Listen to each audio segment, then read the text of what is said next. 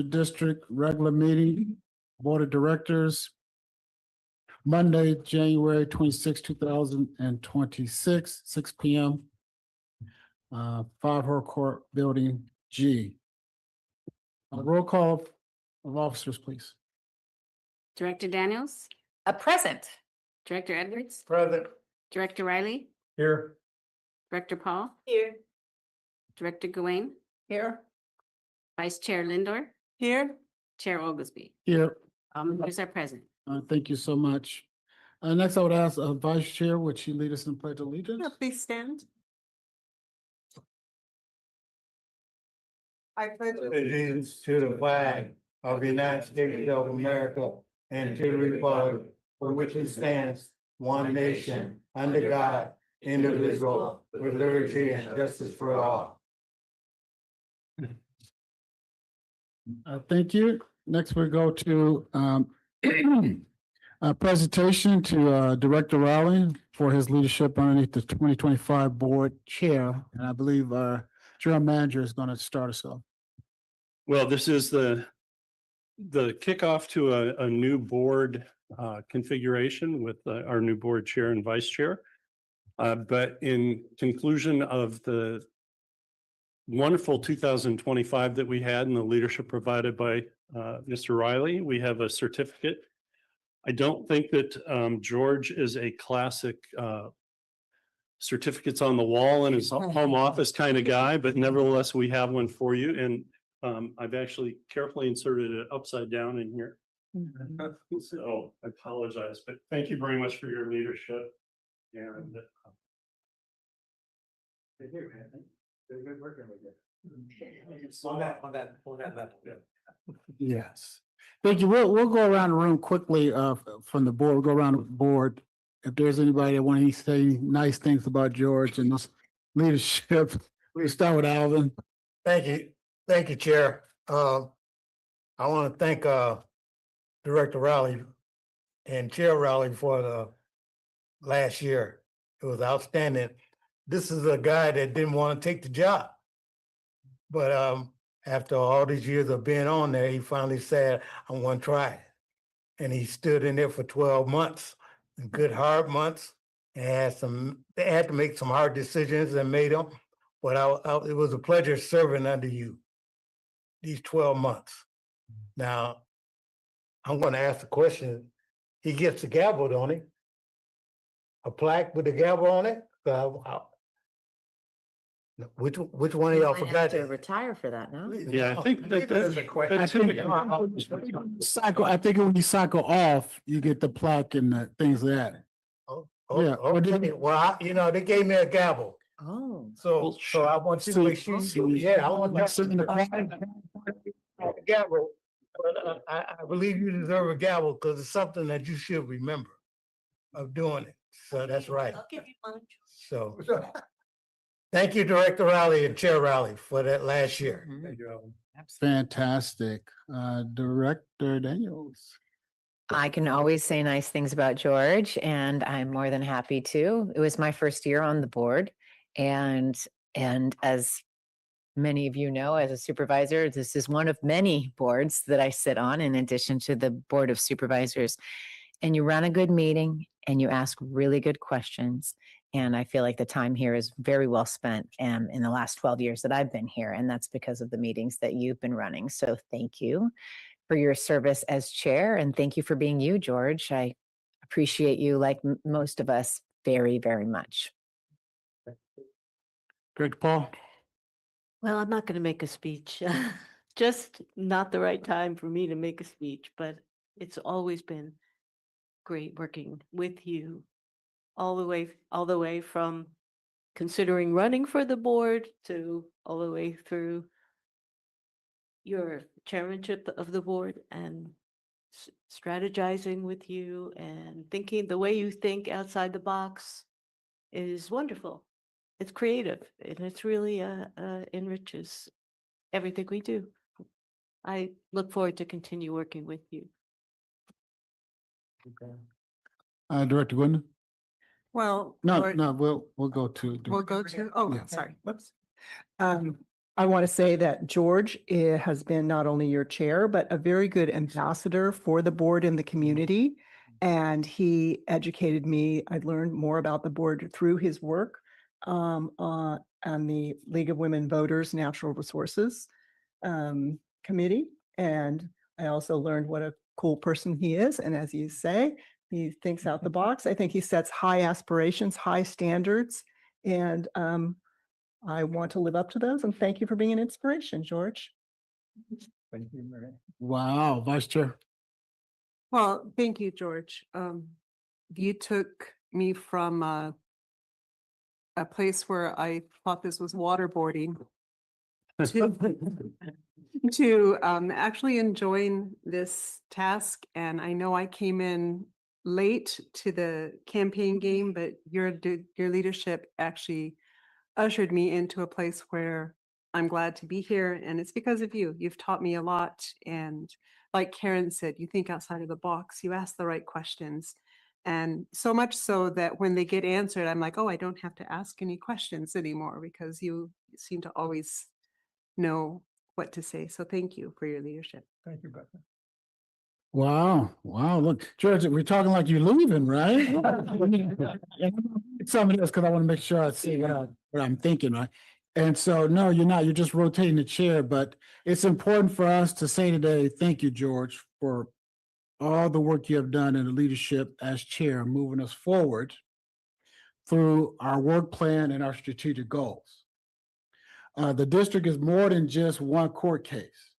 And you allowed us and made sure we were focused on more than just one thing as you moved us forward. So I want to say I also appreciated the in-depth questions, but mainly the focus of more than just the one court case and the other things that the district do on behalf of the public and the ratepayers. And just appreciate what all of you've been doing, especially this year as chair. Thank you, Ian. All right, did you want to say anything before we? Well, I want to go back to Alvin's comment about I didn't want the job. It's not that I didn't want the chair job. I look forward to the chair job. It's being on the board that I postponed. He was lobbying me to run way earlier than I did. And anyway, I just felt like I was, I don't know, learning more outside the board than being on the board. But I've learned now there's a whole lot going on at the board level. There's a whole lot going on in the minds of our staff. There's a whole lot of issues out there. And if you're not agile and you're not willing to jump from one sense of focus to a different sense of focus, you're not as helpful to the board. So I just encourage everybody to just make sure they, first of all, do the homework. I think that's really important. And be comfortable in your own skin about where you are too, because not everybody's as aware of some things as other people are. And that's okay. That's what makes a balanced board. And sometimes like the emperor has no clothes issue comes from a child who knows nothing except what's in front of them. And you know, so I just appreciate everybody and where they're coming from and the legality that we have in public. But I don't say it's opposite in private. I'm not saying that. We only have the public part to deal with. Anyway, I've enjoyed working with all of you. I enjoyed being chair. I enjoyed leaving chair. So, because there's a certain regimen that the chair is required to kind of pay attention to and follow. And sometimes I felt like it took me out of the dialogue a little bit. And so there's a little restrictions, I think, on that side of it. But on the other hand, I like being chair. I thank you for your comments. That's the end of the thing. I don't need a gavel. Because you're right, I don't put a lot of things on my wall. I wouldn't know where to put a gavel anyway. Thank you all very much. I appreciate it. Thank you. We'll next go to ask there any additions or corrections to the agenda. There are none. There's a page of correction that I handed out for the GM report, but other than that, no changes. Okay. Thank you. Next, we'll go to public communications. Members of the public wishing to address the water district on matters underneath our jurisdiction may do so for up to 3 minutes. This is the time to comment on consent items, closed session items and items on the agenda. So public comment is open. It would be helpful if you state your name for the record. Public comment is open. Chair Oglesby, I see no raised hands. Public comment remains open.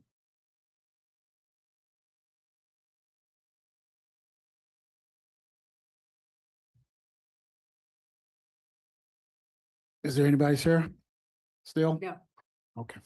All right, thank you. Seeing no one here, no one public comment. 1 second. Susan Chabot needs to raise her. All right, thank you.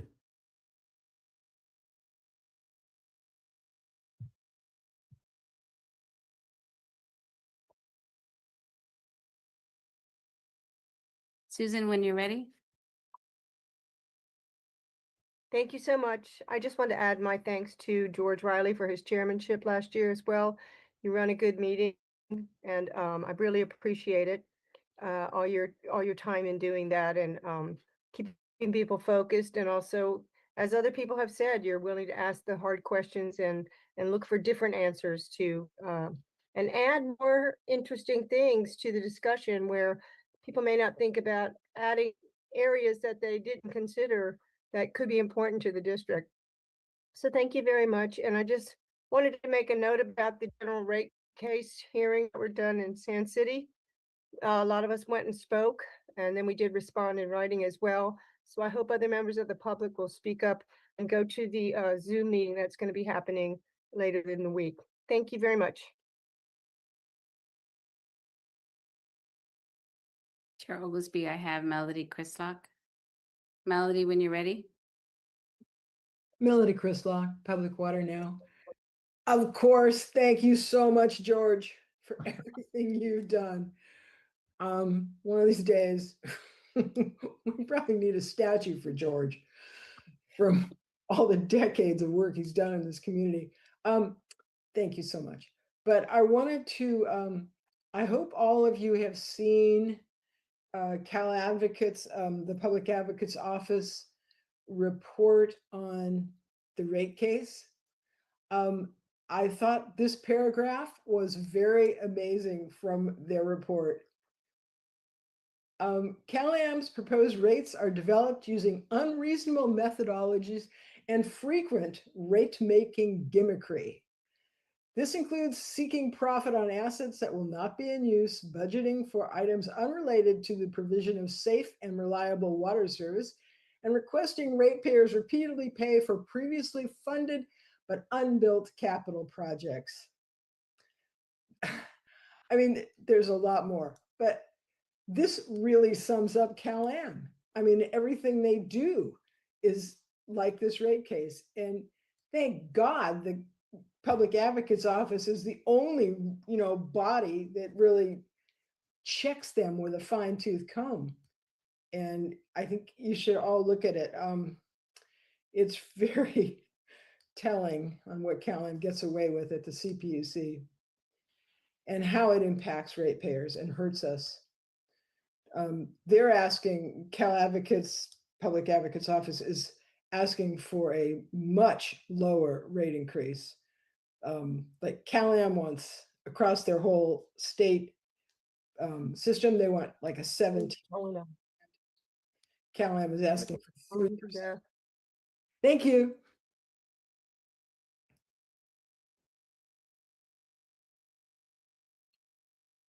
Chair Oglesby, I see no other raised hands. Thank you. We'll move to the consent agenda. Calendar, 1, consider adoption of minutes for the special and regular board meeting on December 15, 2025. 2, consider adoption of the treasurer's report for November 2025. That completes the reading of the consent agenda. Are there any items that any board members like to pull off the consent agenda? Any items that anyone from the public would like to pull off the consent agenda? Seeing no one here, no one, we will bring it back to the board. What is the will of the board? Is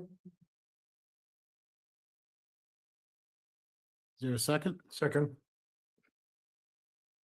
Been probably moved in second. Are there any questions? Any public comment on the consent agenda? I see no raised hands. Seeing no one here, no one, bringing it back. All those in favor use the correct sign of voting, which is aye. Aye. Nays have the same right. Abstentions, hearing none, ayes have it, motion carried. General Manager's report. We'll wait a second for Sarah to bring it up on the screen. This report is going to touch on supply and demand for the 3 months of the water year, acquisition of CalAm, progress, and water supply projects in general. Next slide, Sarah. This is the monthly demand or production for customer service report. This has been corrected in the page in front of you to add the 3rd month of the year. So for the members of the public, we apologize for not noticing in time enough to get it put in here. What you will see is the Carmel River Basin, and actually even what's up on the screen has similar results, but basically the Carmel River Basin is has not been tapped as heavily as one might have expected, and that's due primarily to the Pure Water Monterey recovery column. We did deliver the beginnings of the expansion project in November and December. So the recovery in November was the 489 acre feet number that you see, and then in December it was 473 for Pure Water Monterey. But our deliveries were 603 in November and 513. Sorry, 513. Yeah, in November, 603 in December. And we're looking at possibly 580 to 590 here in January. And so those numbers are up, and you can see that CalAm is not even capable of recovering the full amount of deliveries to the Pure Water project. And so that's got them a little bit off on how much they've withdrawn from the river and from the Seaside Basin. So they're going to experience some operational changes based on the new water deliveries. We are currently 135 acre feet below last year after 3 months, but I wouldn't take that as an indicator for the whole year. The next slide is a new chart. And this is supplies versus demand. The top line is storage at the beginning of this water year. So you can see only Seaside Basin has what we would call storage, and this is carryover credit from prior years that is available to California American. The ASR, that's what's in the ground at the beginning of the year that's available. And the Pure Water Monterey recovery is the amount that is in operating reserves. So these storage amounts of 7,600 plus acre feet represent storage. The next line is what we call either the water right or the contractual or contract right. And these are the amounts that can be expected reliably, which is why table 13 is a 0, because it depends on rain. So it's more treated like interruptible, but Carmel River is the 3376. That's the water right. Malpaso 86 is that water right. The Seaside Basin, the 1466 is the adjudicated limit on CalAm withdrawals. And the Pure Water Monterey recovery is kind of a midpoint between the old base project, 3,500 under the contract, and the new expanded total project of 5,750. So we're in a transition year. Right now, we've targeted about 4,800 acre feet. Once we declare the performance start date, from that point forward, we are to deliver the full complement of 5,750 by contract right. And then Sand City is a placeholder based on Sand City's capacity for delivery. It's kind of been in the 180 to 210 range lately, and we're awaiting a new source well to be permitted by the Division of Drinking Water. But generally speaking, we have storage at the beginning of the year, and then we have those contractual rights. That's total supply available. And then the produced to date is from the previous chart. That's demand incurred to date. So the remaining two lines are how much is available from current supplies, meaning contract right plus water right the second line on the chart. And the bottom line is how much is remaining from the total of storage plus the contract, right? So total supply availability. And one of the takeaways here is there's quite a bit of available storage, which really skews the numbers favorably for for the year, for looking at any drought considerations. Right now, we don't have drought considerations. Obviously, Sierra snowpack is down. The January rainfall is down a little bit, and we'll see that in a second. Next slide. Before you move on, Yeah. can I ask one question? It's just, I think, language. I'm having trouble with this called PWM recovery and ASR recovery. Because Right. I get how this is recovery and it's at zero, rightly. But wouldn't this be something other than recovery? Because we're not using it, we're storing it. Well, when or if we tap ASR, Yeah. so extract ASR, it will become recovery, which is why we start with zero as the current year, because we don't really plan on taking any out. If we actually do, then both the contract right and the water right changes from zero to whatever we take out. And then, Here's why I'm having trouble with Yeah. that is last year we had these values on the first slide and we regularly saw ASR recovery as zero because we were just storing it. Right. We pulled it off and we stored it, but we never needed to use it. So, I mean, it's just semantics, but this 4392, we're not using. You're telling us this right, is which is why it's storage, right? So we're starting off October 1. Because we're not recovering it. It's basically just pure water Monterey. So when we get into the year, Yeah. if we produce, so we are producing, we produced 1,376. That's what's been sold to CalAm. So that's working in pure water. That's working against the 4,800 of proposed current year deliveries under the contract. So on ASR, you're right. There is no recovery taking place, but if we do, then the zero will go, produced to date. Right. We'll okay. have a number. Okay, got it. Got Yeah. it. So maybe just that 4392 isn't technical. And the way we treat recovery, it's That's fine. No, I just Yeah. wanted to make sure I was understanding the chart correctly. Yep. We tend to look at ASR deliveries to storage and ASR recovery from storage. And you are correct that our intent is to deliver it to storage this year. We're already, well, you'll see that number in a second, and recover none. Got it. But thank you. Yeah, we'll try to, this is a new chart. It's going to need some work. The next slide is rainfall. You can see October, November, December far exceeded expectations. So we are ahead of the annual total year to date. But January, next slide, you can see the red line is cumulative. And the difference between where December ended and where we are right now in January is about 3.6 inches. And back on the other slide, you'll see the average for January is about 4 and, oops, a little over 4, about 4.5. So we will be low for January unless there's a rain event and we don't expect anything. Next slide, please. This is ASR. Currently, year to date is 344 acre feet.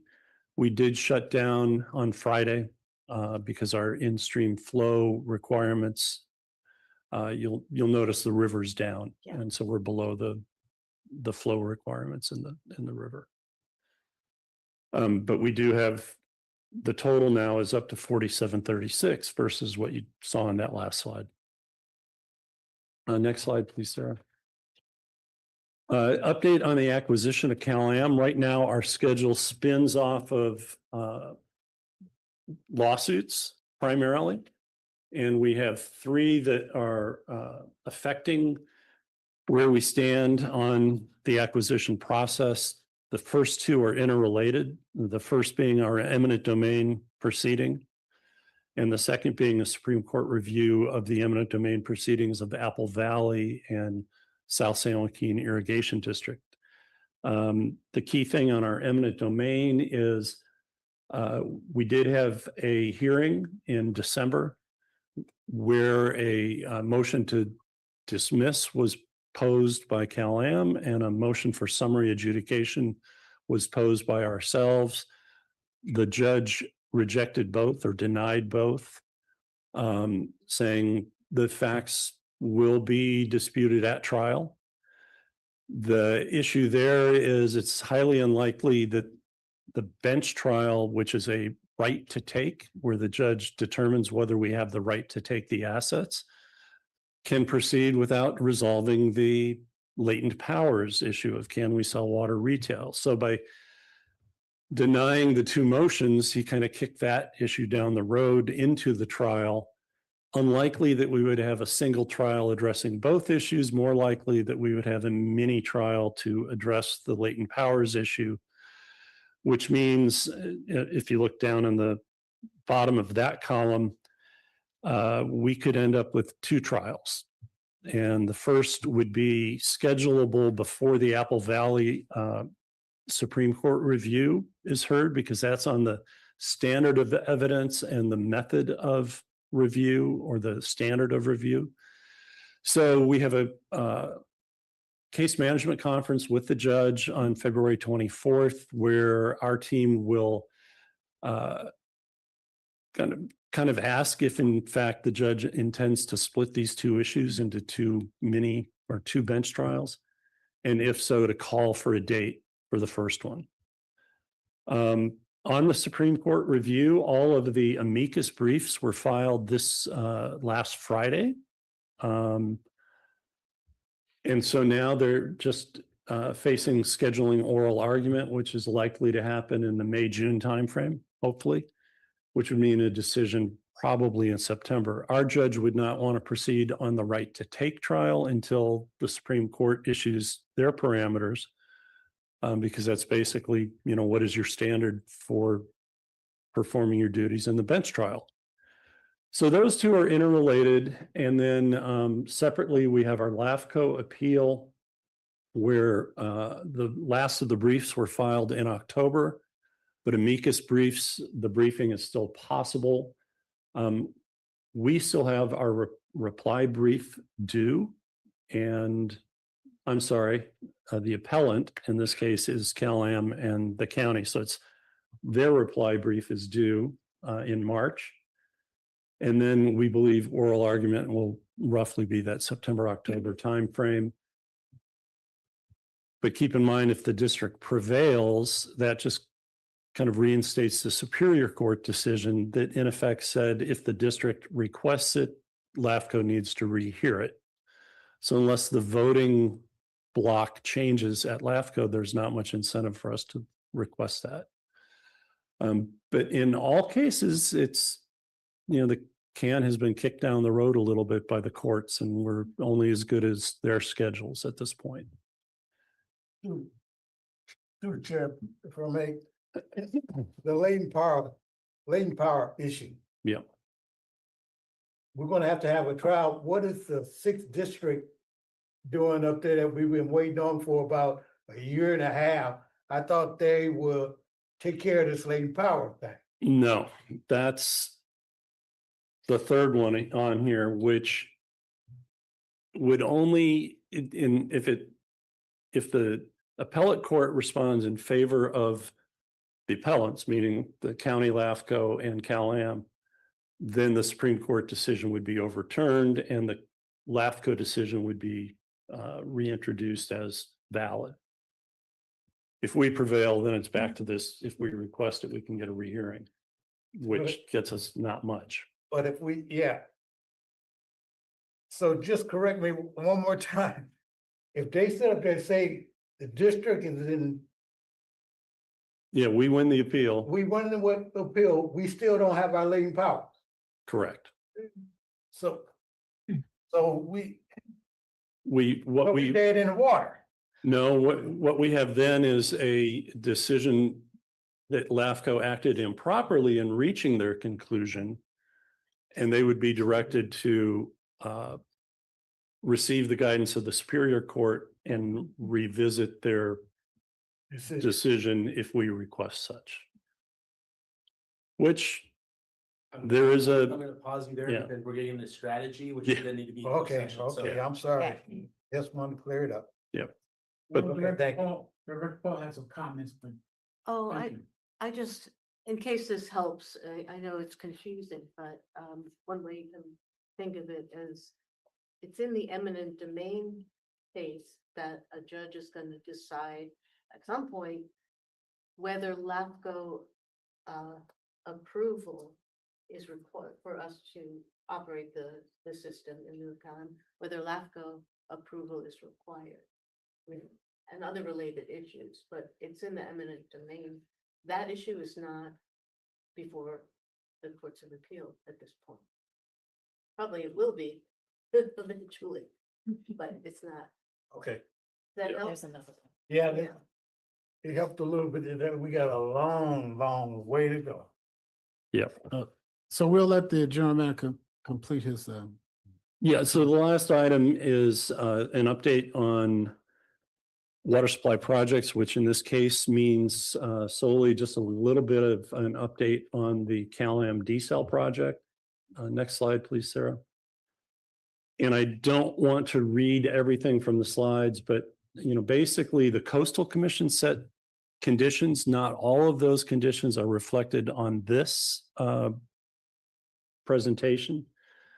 You see a lot of number ones. That's because number one were requirements for local approvals, and the local approvals include Monterey One Waters, coastal development permit for the modifications to the outfall, which has not been satisfied yet. The Monterey County grading and construction permits have been satisfied. The local approvals of the city of Marina, city of Seaside, city of Sand City have not been satisfied. TAMC has, in fact, approved easements. However, for actual construction to proceed, there are construction period easements that have to be issued, but those will only be requested by the company when they are ready to do construction. So the framework has been approved at TAMC. And then you go down the list. The State Lands Commission is about a year behind in the review of the proposed lease for the slant wells, but they do intend to, they believe that they will be addressing it this spring. On the Regional Water Quality Control Board NPDES permit, the best case will be a hearing in either August or October of the current calendar year. And then there are a few other things. Obviously, we had the supply and demand portion of the CPC proceeding, so that's been satisfied. And then you have Monterey Bay National Marine Sanctuary, as of yet not satisfied. The final judgment in RMC Lone Star, that case did go to trial, so we're just awaiting decision at this point. And then there are some others that you can read here that are required. The one that I want to highlight is item 16, 2 pages away on page 13 of your report. And these are a lot of promises that were made to the Coastal Commission on low income subsidies, ratepayer subsidies. And these have not been brought to the Public Utilities Commission yet in any way, shape, or form. And rate making is the purview of the commission. So we are a little bit, let's just call it confused, but about how they can proceed with this condition of the Coastal Commission without going to the Public Utilities Commission. Well, won't they need to know the cost of the desal plant in order to come up with a subsidy program? Well, they need to know the cost for other reasons, but the subsidy is The way it was kind of negotiated at the dais with the Coastal Commission is we, the company, so not we, the district, the company will limit the exposure of the low-income ratepayer CAP program, the customer assistance program, to no more than a $10 per customer increase. So even without knowing the cost of the project, Got it. that's the limit that they told the Coastal Commission. Well, to your point, is that a good subsidy or a bad subsidy? Is that on a $300 million project or a $500 million project? We don't know. And we think that those are the types of things that the Public Utilities Commission would want to know as they're approving or not approving ratepayer subsidies. Well, if I may, Chair. continue. Yeah, he's almost done. Okay, I just, on this point then, I can see how that would have been attractive though to a coastal commissioner who is concerned about how this may impact a low-income ratepayer. But a broader concern would be, how is this going to impact all ratepayers? So I'm just curious if we've gotten any further sense of what the total cost of this project No. is going to be. No, and we'll touch on that relative to the PUC's purview. One of the important things to consider here also is anything above that $10 is subsidized by all the other local ratepayers. So to your point, you would want to know how big that subsidy is that are affecting all the rest. So then the next page includes community engagement. This process was initiated and there was a public participation workshop in Marina, but there hasn't been another one. And the requirement of the Coastal Commission was no less than 5. So we don't know what's happening really with that. There's a plan for public access and amenities, which has not been seen yet. Why did I not see the agenda? I didn't see this. Oh, And yeah, mute them, please. And there's a $3 million funding commitment and a 10-year period of hiring of a employee at the city of Marina, but paid for through Cal-Am. None of this has been, in effect, pitched to the Public Utilities Commission or been put together. With that, let's go to one more slide, please, Sarah. The CPUC related concerns. This is not exhaustive, but I want to touch on a few. California American has told the Coastal Commission that they intend to build this in phases. What they've expressed to almost everyone else that's not the Coastal Commission is it's still a 6.4 MGD plant. And the fact that they're building the 4.8 first does not distract them from their mission and their approval through the CPCN, the certificate to proceed from the commission of a 6.4 MGD plant. We think that's a little difficult to swallow because the PUC specifically did not approve a 4.8 MGD plant in the decision in 2018 that permitted it to move forward. So again, it's one of those things that we can't reconcile. To the supervisor's question, the decision in 2018 specifically said if Cal-Am is foreseeing that they will exceed the cost cap, and there was an established construction cost cap, that they need to file a petition for modification in order to have the assurances that they can recover that new cost from the ratepayers. Interestingly, in their SEC filing 10Q, they said that project costs would be reviewed by the CPUC when Cal-Am seeks cost recovery. Well, that is opposed to the 2018 decision that says you must file a petition for modification, which in our opinion means you need to do that in advance of building the plant, not go ahead and build it and then discuss cost recovery after it's built. So there's some confusion there. And continuing, we now have the pure water expansion. There was specific language on the dicta of the 2018 decision that said, we haven't approved the expansion, but if you should ultimately agree to let the expansion move forward and enter a water purchase agreement on the expansion, and you've got approval for the desal, you need to come back to us, the PUC, and tell us how you intend to operate them both to the benefit of ratepayers. So there is a piece of confusion there and so on. The only other couple that I'll highlight is the 2018 decision by the PUC was predicated upon the assumption that there would be water rights. And there was a statement that the PUC stated that Cal-Am in all likelihood would have sufficient water rights to operate the plant. The Administrative Hearing Office referral to the Superior Court in that Lone Star case said, no, in fact, you don't have, you cannot develop a salvaged or developed water right case in this case. So we've got the Administrative Hearing Office directly disputing a conclusion of the PUC. Again, how that gets resolved, we are not sure. And then finally, well, two last things.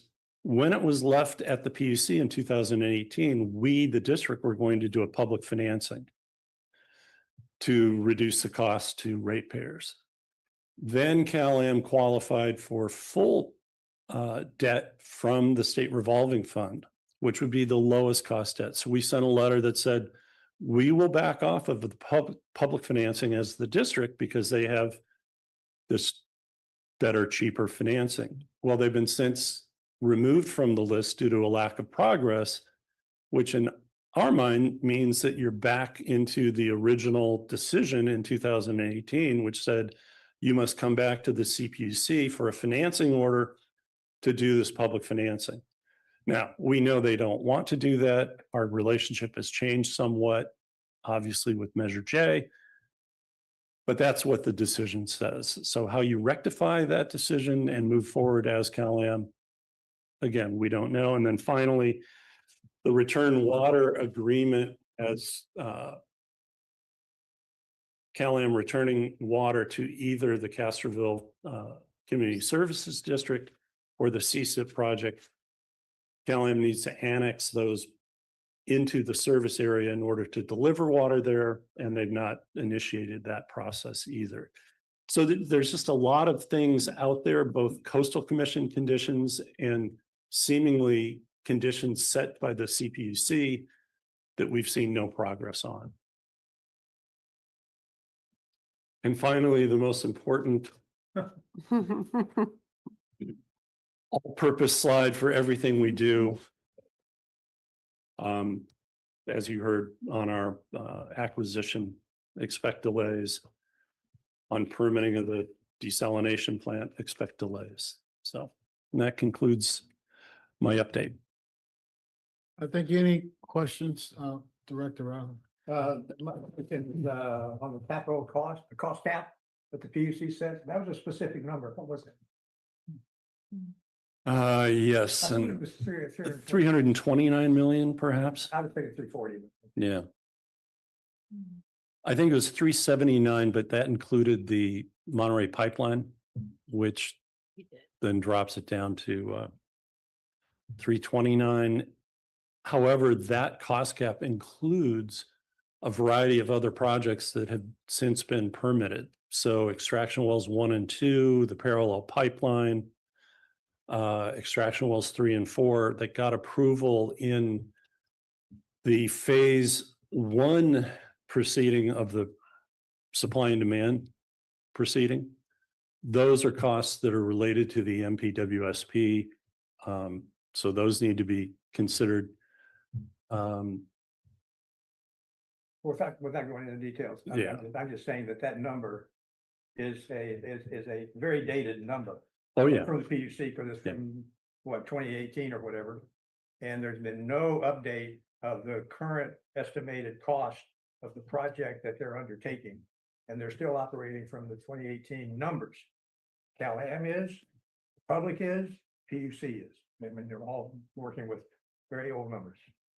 And next month, I will update you as to what those numbers look like, both from the standpoint of the quarterly reporting, which is still based on the 2017 budget. Okay.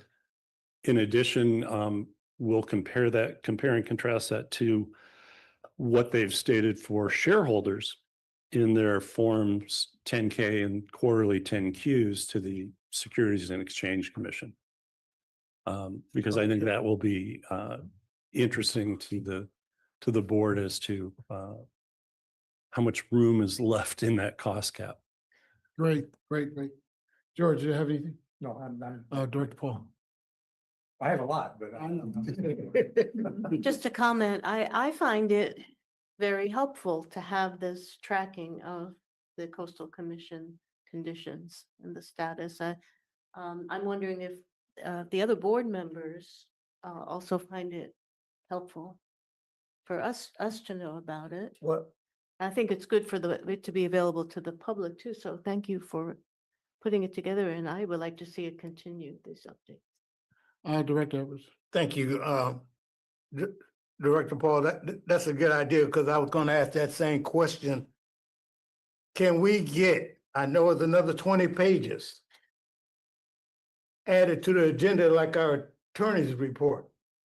I found that it's a good thing that our attorney's report is like it is, because people ask me and I can say, read the agenda. Yeah. It's all there. It came out of his mouth instead of me missing something. And they go, well, Alvin said, no. You read it in the report. We could talk about it at the March 6th, our planning meeting that we have. Can we add this to the agenda monthly so everybody can have it? The Coastal Commission is a good thing, and I think the public need to read it, see it, and hear it. Yeah. Thank you. And we could put that in the informational items. Yeah, and that's what it'd be. We won't get this full briefing like we receive now, and it'll be just like I envision the district councils where there's highlighted questions you may have, but just to go over it, to be going over it. No, but it's excellent information.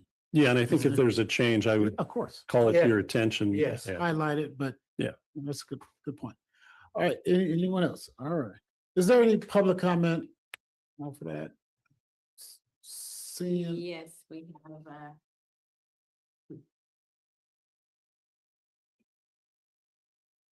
think Melody came on first, okay.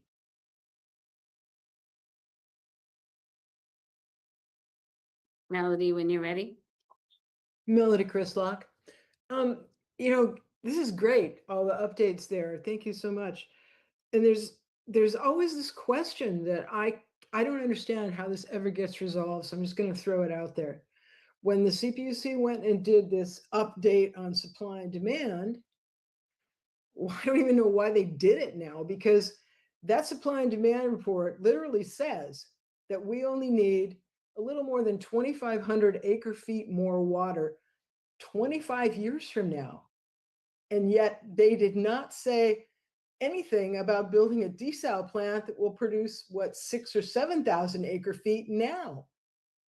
It makes absolutely no sense. And how does this ever get resolved? I mean, this is so illogical. Why would you build this huge expensive desal plant when you only need 2,500 acre feet 25 years from now?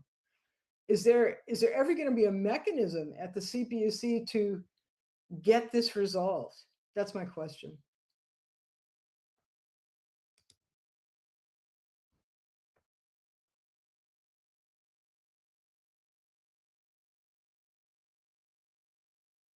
Susan, when you're ready. Thank you. This is really important information for the public. I really appreciate you putting it in there. Cal-Am, every time I'm at a public meeting, touts that they're going to be ground in here. We're going to be starting this desal project, and their proponents. Having the facts is really important for us to have information out here in the public to clarify some of this stuff. And I agree with Melody. It seems like parallel realities seem to be happening in these agencies where, one reality is being touted in one area and then not meshing with others, total inconsistencies. And it's really unfortunate that none of this is coming together in one place. It's making a lot of sense. So thank you for doing that. I do hope we'll hear any. I think it will really educate the public a lot. And I don't know what to say about the CPUC. It just seems they're really not functioning very well. Thank you.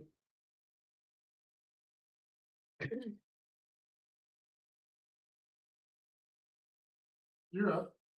Right. I see no other raised hand. Tom, just making sure. Good evening, Tom Raleigh. I'm here as a rep from Vice President of Monterey Peninsula Taxpayers Association. A couple items that are up later in the agenda, but this item is something that our organization has been following regularly on about 6-month intervals. Not in the detail that you were briefed tonight, but it was excellent detail, and it's something you should be concerned with and should be up to speed on, because you're the guys watching what's happening with Cal-Am Water. The reports that our group, Coalition for Housing, Ag, Business, Labor, and Education, has gotten 6-month reports from Cal-Am. And they've said everything's on target, but it's been delayed. So we're surprised that, it's on target, but it's been delayed. So we've been getting a little bit of two-sided information. And so the more people that are looking at this closely, besides Mr. Stoll, you board members, because you guys are going to ask questions too.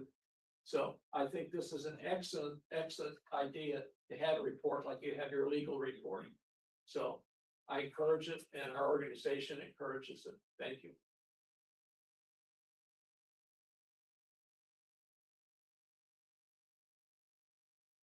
I see no other raised hands.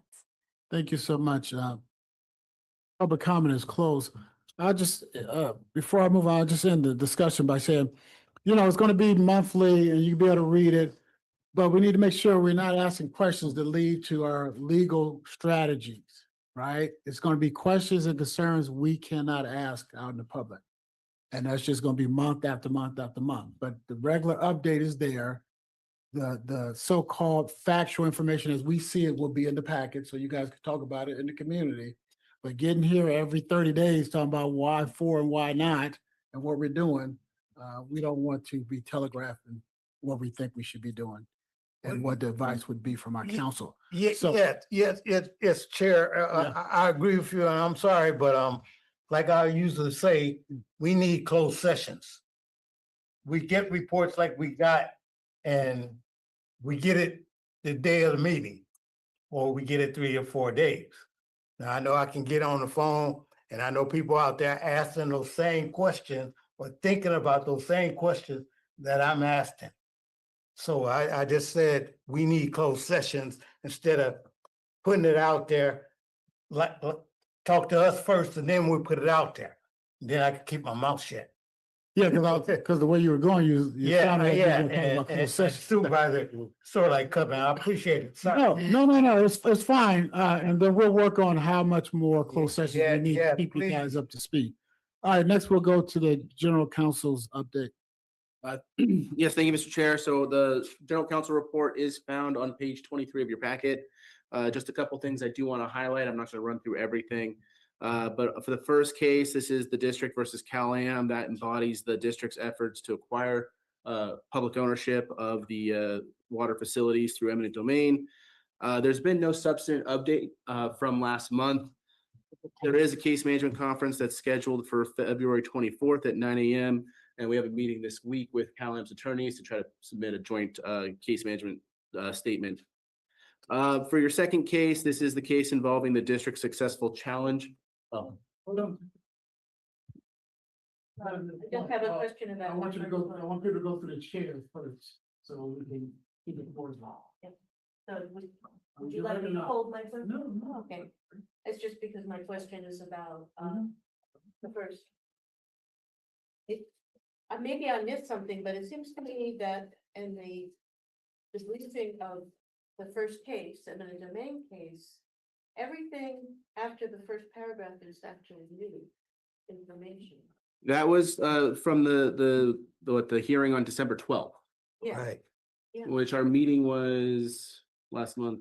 it was December 15th, but the judges, I think it was December 15th that the board met last, but the judge denied Calam's Correct. for summary judgment after our last meeting, and I think all the rest of that information on that case is actually new since the last board meeting. Okay, so then I will go ahead and just reiterate, because it has been discussed that the both motions, Caliam's and ours, were denied. So with the statement that it should be put to trial, and then the question is going to become through the next case management conference, whether or not that may be bifurcated going forward. I don't want to go into too much of legal strategy, but we can provide a more in-depth analysis if needed for the next meeting in closed session. I just wanted to be sure that the board members especially were aware that that's new and pretty important information about that case. Thank you. Thank you. Moving to the second case, this is a case involving the district's successful challenge to LAFCO's decision. Again, here, there's no substantive update in the case. LAFCO and Caliam's brief deadline was extended to March 6th. So we'll see how that unfolds, and you'll get future updates on that. The third case, this is the City of Marina and the district versus the California Coastal Commission. It involves the City of Marina Coast Water District, and this district collectively challenging the Coastal Commission's issuance of a coastal development permit. There's been no substantive update on that. Opening briefs are due mid-February. Shifting to the general rate case at the PUC, this is your 4A item. This focuses on Caliam's latest general rate case filed on July 1st of last year. There were multiple public participation hearings held in January. There is still an avenue for ratepayers to provide comment to the PUC, with virtual hearings taking place this Wednesday at 2 p.m. and 6 p.m. Wednesday, January 28th. That login information is contained on page 25 of the packet, and written comments will also be can still be submitted, and that information is in the packet as well. Cal Advocate's testimony was submitted last Friday. That was the 23rd. And district staff will be submitting its testimony by February 6th. So we've been working with Dave Stolten's staff to prepare and finalize that testimony. An in-person evidentiary hearing is calendared to be held in San Francisco starting April 20th and ending May 1st. And remote appearances for that is no longer available, but you can watch it online, and we'll provide that login information when we have it. Shifting to the next case, this is the CPUC acquisition and rulemaking. There's been no substantive update on that. I do want to just correct that the internal statutory deadline that was September 30th, 2025 has now been extended to March 31st, 2026. So we'll give you another update on that when it becomes available. The last one, this is the district versus State Water Resources Control Board. This is regarding the fee motion made by the Sierra Club. Briefs by the district and Caliam are due to be filed by this Friday. Sierra Club's reply brief is due February 5th, and a hearing on this motion is set for March 26th this year before Judge Charles F. Adams in Department 7 in San Jose. That concludes my report. Thank you so much. Any questions from the board? Now we'll take it out to public. Public comment is open. Tom Raleigh again. I've mentioned this before. Measure J was not a mandate. It gave you, the board, options. And repeating this as a mandate is a false statement. Oops. We're very. Yeah. Oh, it's right behind. Anyway, what you might like to have happen as a mandate wasn't a mandate, it was options. And if you guys decided as a board to say, stop Measure J. It would sure save a lot of legal expenses. I was at the hearings when I considered it to be phony cost analysis was presented to the public, was identified by speakers with expertise as false data. This was accepted by a lot of the people that you weren't even on the board at that time. If you decided to eliminate pursuing Measure J, this could be voted on, put on the agenda, and could be done at any time. And I certainly would recommend that as an individual taxpayer and saving funds. But saying it's a mandate is totally false. It was not passed by the voters as a mandate. It was passed as options. And it's so repeating it as a mandate. Oh. That's two of them. Why don't we put it on the? It's false. Yeah. Here, Yes, flatten it out, flatten it out. No, that's Yeah. fine. So I'm just asking, please be honest in your reports. And if the legal guy can't get it straight, straighten him out. Thank you. Sorry, Mr. Lee.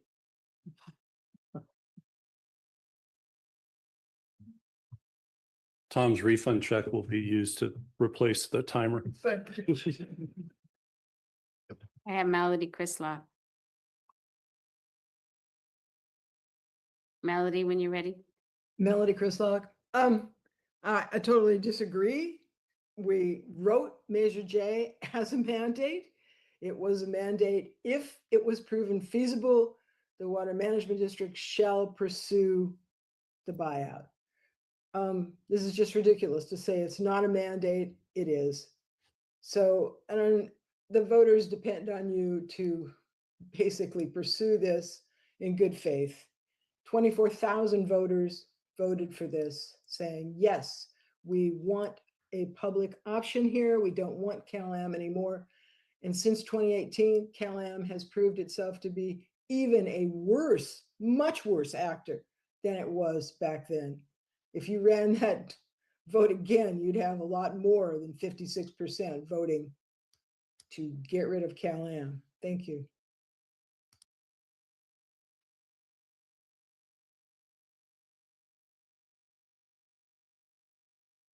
Chair Oglesby, I see no other raised hands. Thank you. Public comment is closed. Let's move on to our public hearing regarding the, well, we got director's report. Let's do that first. Director's report on any of your trips, conferences, or attended meetings on our behalf. Who wants to go first? Director Paul.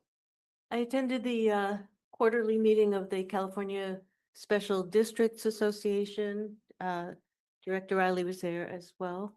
The one thing I want to pass on from that is that there were substantial reforms to the Brown Act that went into effect January 1st that apply to us. There's a whole another set of reforms apparently that don't apply to smaller districts like ours, that only apply to larger districts, but there's a bunch that went into effect this month, and CSDA has prepared a webinar so we can learn what the changes are. And they showed it a few days ago, but it's now available on demand and it's free for us as members. It's kind of long, it's over 3 hours, but I imagine that a big chunk of that it covers the changes that do not apply to this district, so it may not be necessary that we watch, but it does, there is something, some kind of change to the rules about remote attendance at board meetings, which I'm sure we all want to know exactly what the new rules are. Through the chair. Yes. Yes, we are aware of Senate Bill 707 and how it amended the Brown Act. A comprehensive summary of the changes to teleconference communication or attendance at board meetings has been made available to the district and will be distributed tomorrow. Yes, we can. It's in the general manager's hands for Okay. So you will be getting a summary, so you don't have to attend the 3-hour long one. Wonderful, thank you. Director Riley. Yeah, I attended the same meeting. The two things I wanted to report on. One is, the state, organization has established a new training, segment on finances, which I'm really, glad to see. I talked to, several people after the meeting about what's engaged in that. I read a little short summary of it. I think it's pretty interesting, and it may apply to many of us in our track going forward.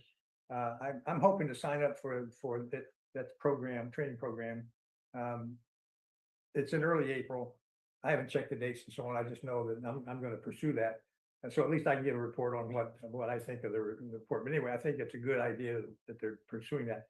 Second thing I wanted to say is, and I don't know much in terms of details, but I do know there are 2 positions on LAFCO that are up for review and some decision. But maybe all categories have a review cycle coming up. I don't know. I know the public member has resigned, or has issued his intent to resign.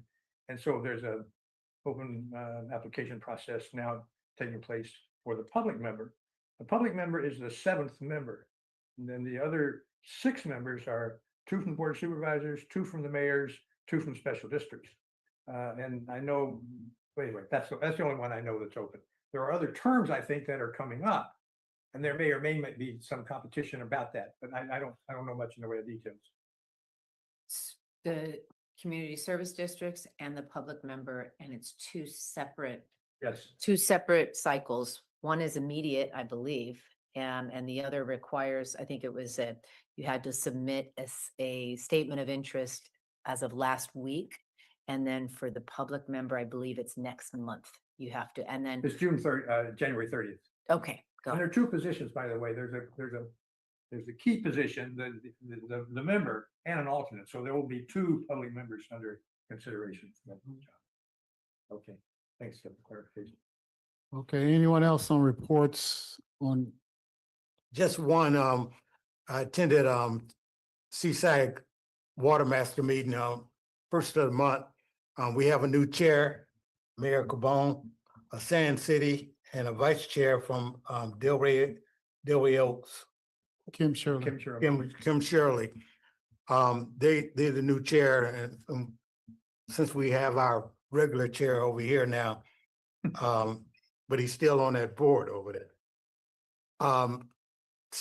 Sustainable sustainable. State water, The groundwater basin gave a report over there, Marina groundwater basin combining a report over there that will take in all the basins. Now, I asked them, once they get all that information with our information, to come over here and give us a briefing like they did to Water Master. But it's a good report. That piece, they said they're gonna add our piece onto it, so I would love to hear that. Once they get it all, so we can see where we're going with that corporation agreement that we signed. So if we can get the cooperation and they get the information, we should hear it. Thank you. Okay, anyone else? All right, we'll move on to our public hearing. Item number 6. Consider the first reading of ordinance 200, repealing ordinance number 152. Mr. General Manager. Real straightforward. Your packet pretty much describes it all. This is the water supply charge ordinance that we subsequently lost a lawsuit over, and this will repeal that ordinance. And this is the first reading, so it's merely receive the first reading, not an action item. But it is a public hearing in case any members of the public have to weigh in. Any questions? It's pretty straightforward. All right, public comment is open.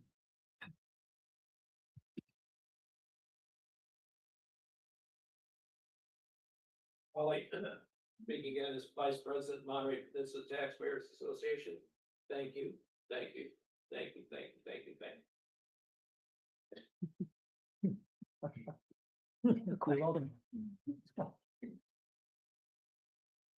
Anyone else? I see no raised hands. Chair Oglesby. Thank you so much. Public comment is closed. Director Daniels. My question through the chair would be, what was the process, if you could just remind me of the issuing of refunds, and what did eligible customers need to do to receive the settlement? Sure. It's still in process.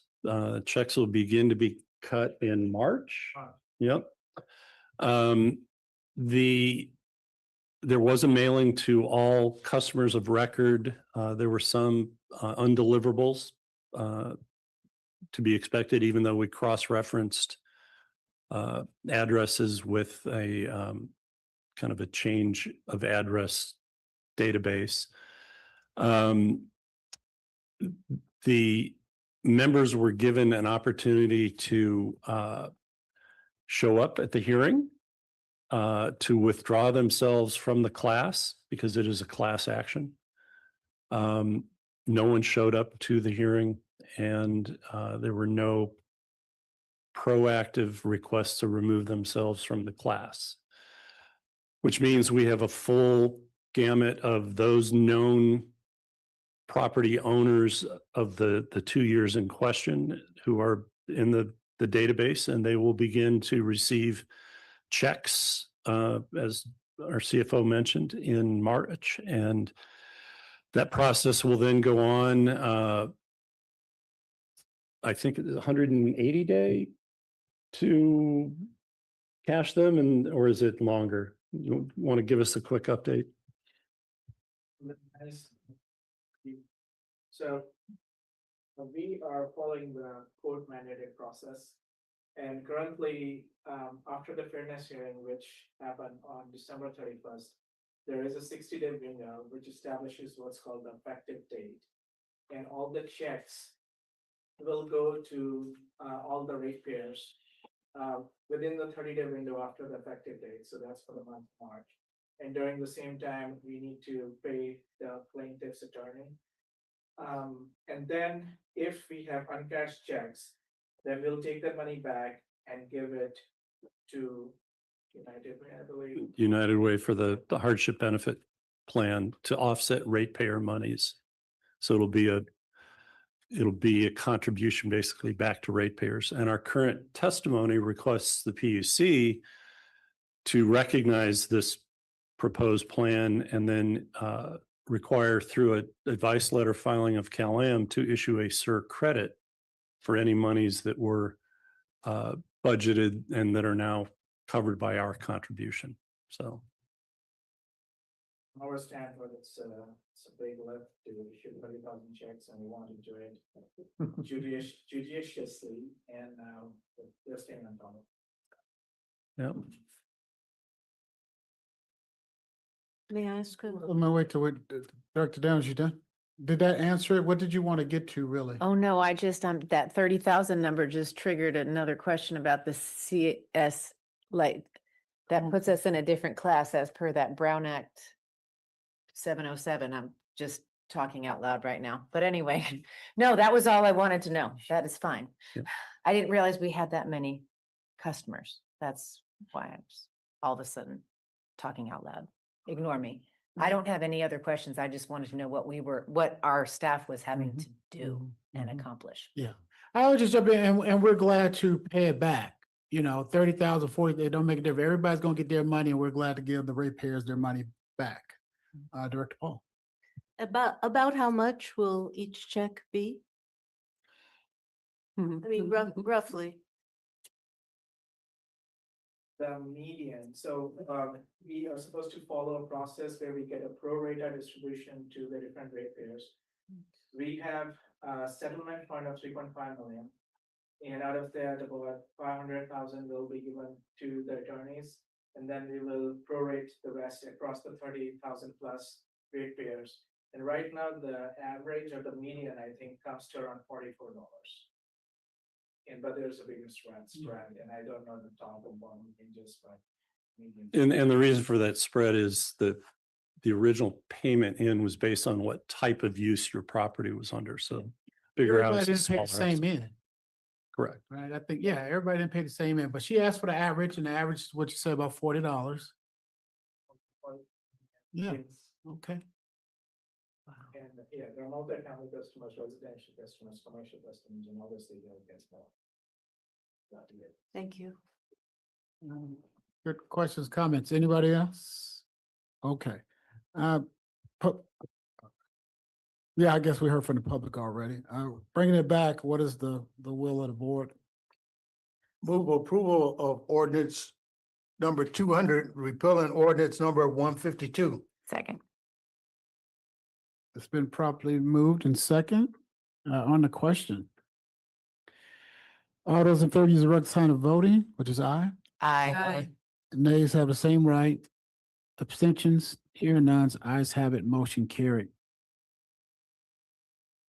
Let's go to item number 7, ratify board committee assignments for calendar year 2026. Everybody should have received a copy of this, Mr. City Manager, the General Manager. Yes, Sarah has worked with you, our chair, and those committee assignments are contained in the, did they make it in the packet, Sarah? Yeah, Yes. in the packet on page 33. 33. And they do represent the collective effort. And I think many of you weighed in with your chair as to what your interests were, and it's a good group. Try to be fair, try to be, give everybody a little something, give everybody what they asked for as their primaries, and then try to make sure the work was spread out and that we allow people to be where they want to be and gain the knowledge that they want to gain. So if there's no questions or comments, we'll take it out to the public real quick. Public comments open. Chair Oglesby, I see no raised hands. Thank you. Public comments closed. Bring it back to the dais. What is the will of the board? Move recommendation. Second.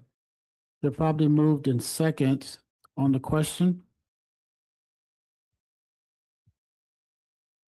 All those in favor use the regular sign of voting, which is aye. Aye. Nays have the same right. Abstentions, hearing none, ayes have it, motion carried unanimously. Let's go to item number 8, consider approval of the district legislative advocacy plan for 2026. Mr. General Manager.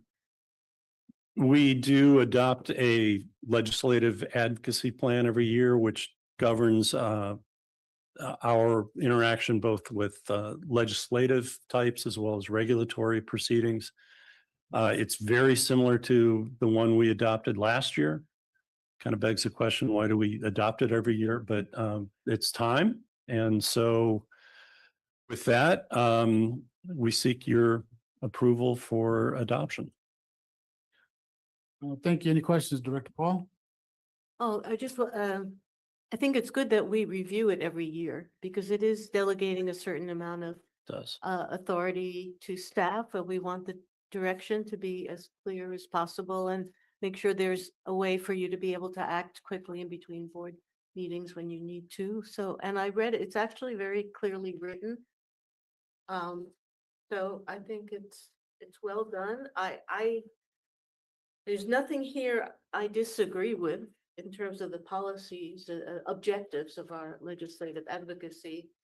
I just have one question, which is, and this is on page 41 of the agenda packet, under the beginning of the federal strategy section. What is the community funding program?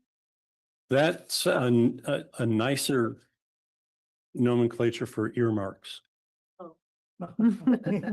Community project funding. Yeah, community project funding. Yeah. That's what they call it.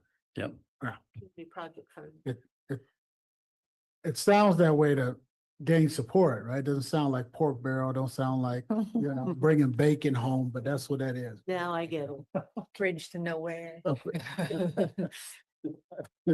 I would say, no, it's very well written and I want to thank the leadership team, the general manager and his team and it just didn't come overnight. This is years of work and refinements, but it's very well laid out, puts us in that position. And I agree, you have to look at this every year and you have to update it. And we all have to understand this is what we're asking to do in between the meetings. And when they're making calls to our federal legislators or state legislators that they're following this type of outline. And so. Yeah, we well did done. revise it pretty significantly about 4 years ago, which gave kind of the front end of this, which is how we weigh support and, or non-support and so forth. And obviously, it's kind of been working after we got that outlook or outreach award from Aqua at their fall conference in December. And that's all related to our legislative outreach and things we do either just as part of the crowd, part of the herd and support, as well as our very specific efforts like the SB 473 last year. So. Director Rowley. I just want to say, this comes alive at the legislative committee meetings. Nice. There's some direct dialogue with all the consultants and staff and the committee members and so on. So it's pretty lively. It's really interesting, but anyway. Let's take it out to public. Public comment is open. Chair Oglesby, I see no raised hands. Okay. Seeing no one here, no one, public comment is closed. Bringing it back to the board, what is the will of the? Move approval. Second.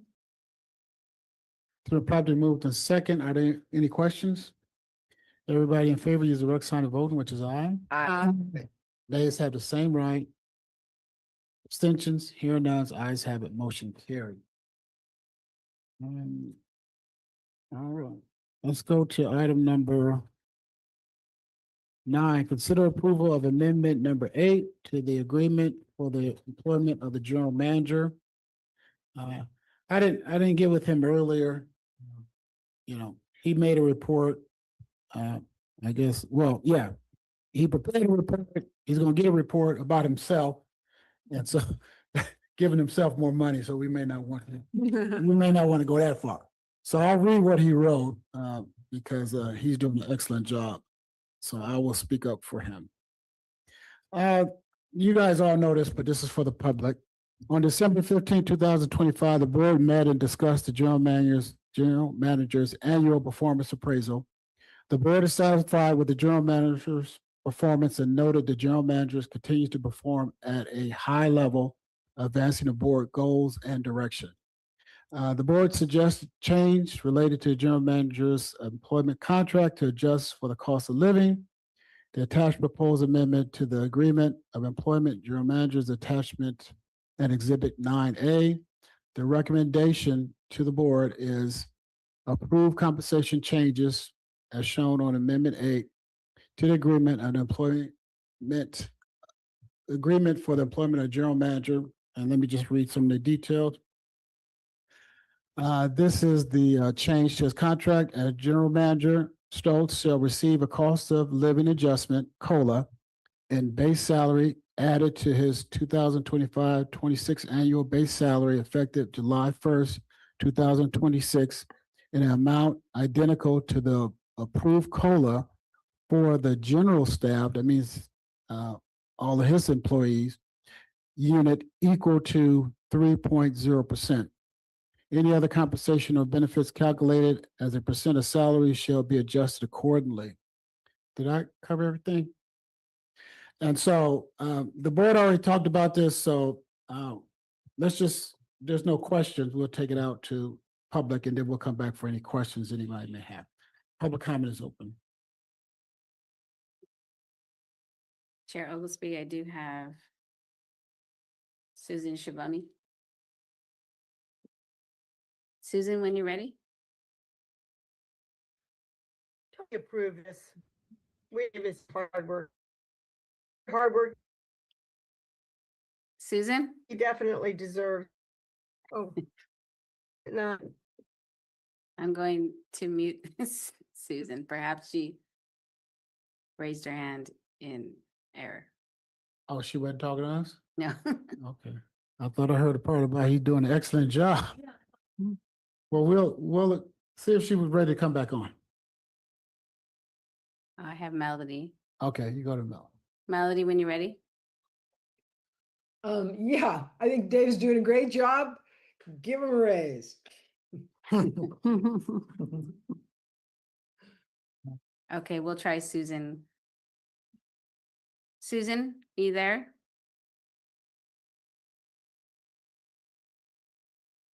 It's fading here. Yes, please, Ray, wonderful gentleman. Hang on to him, and you, Dave, for your very, very hard work.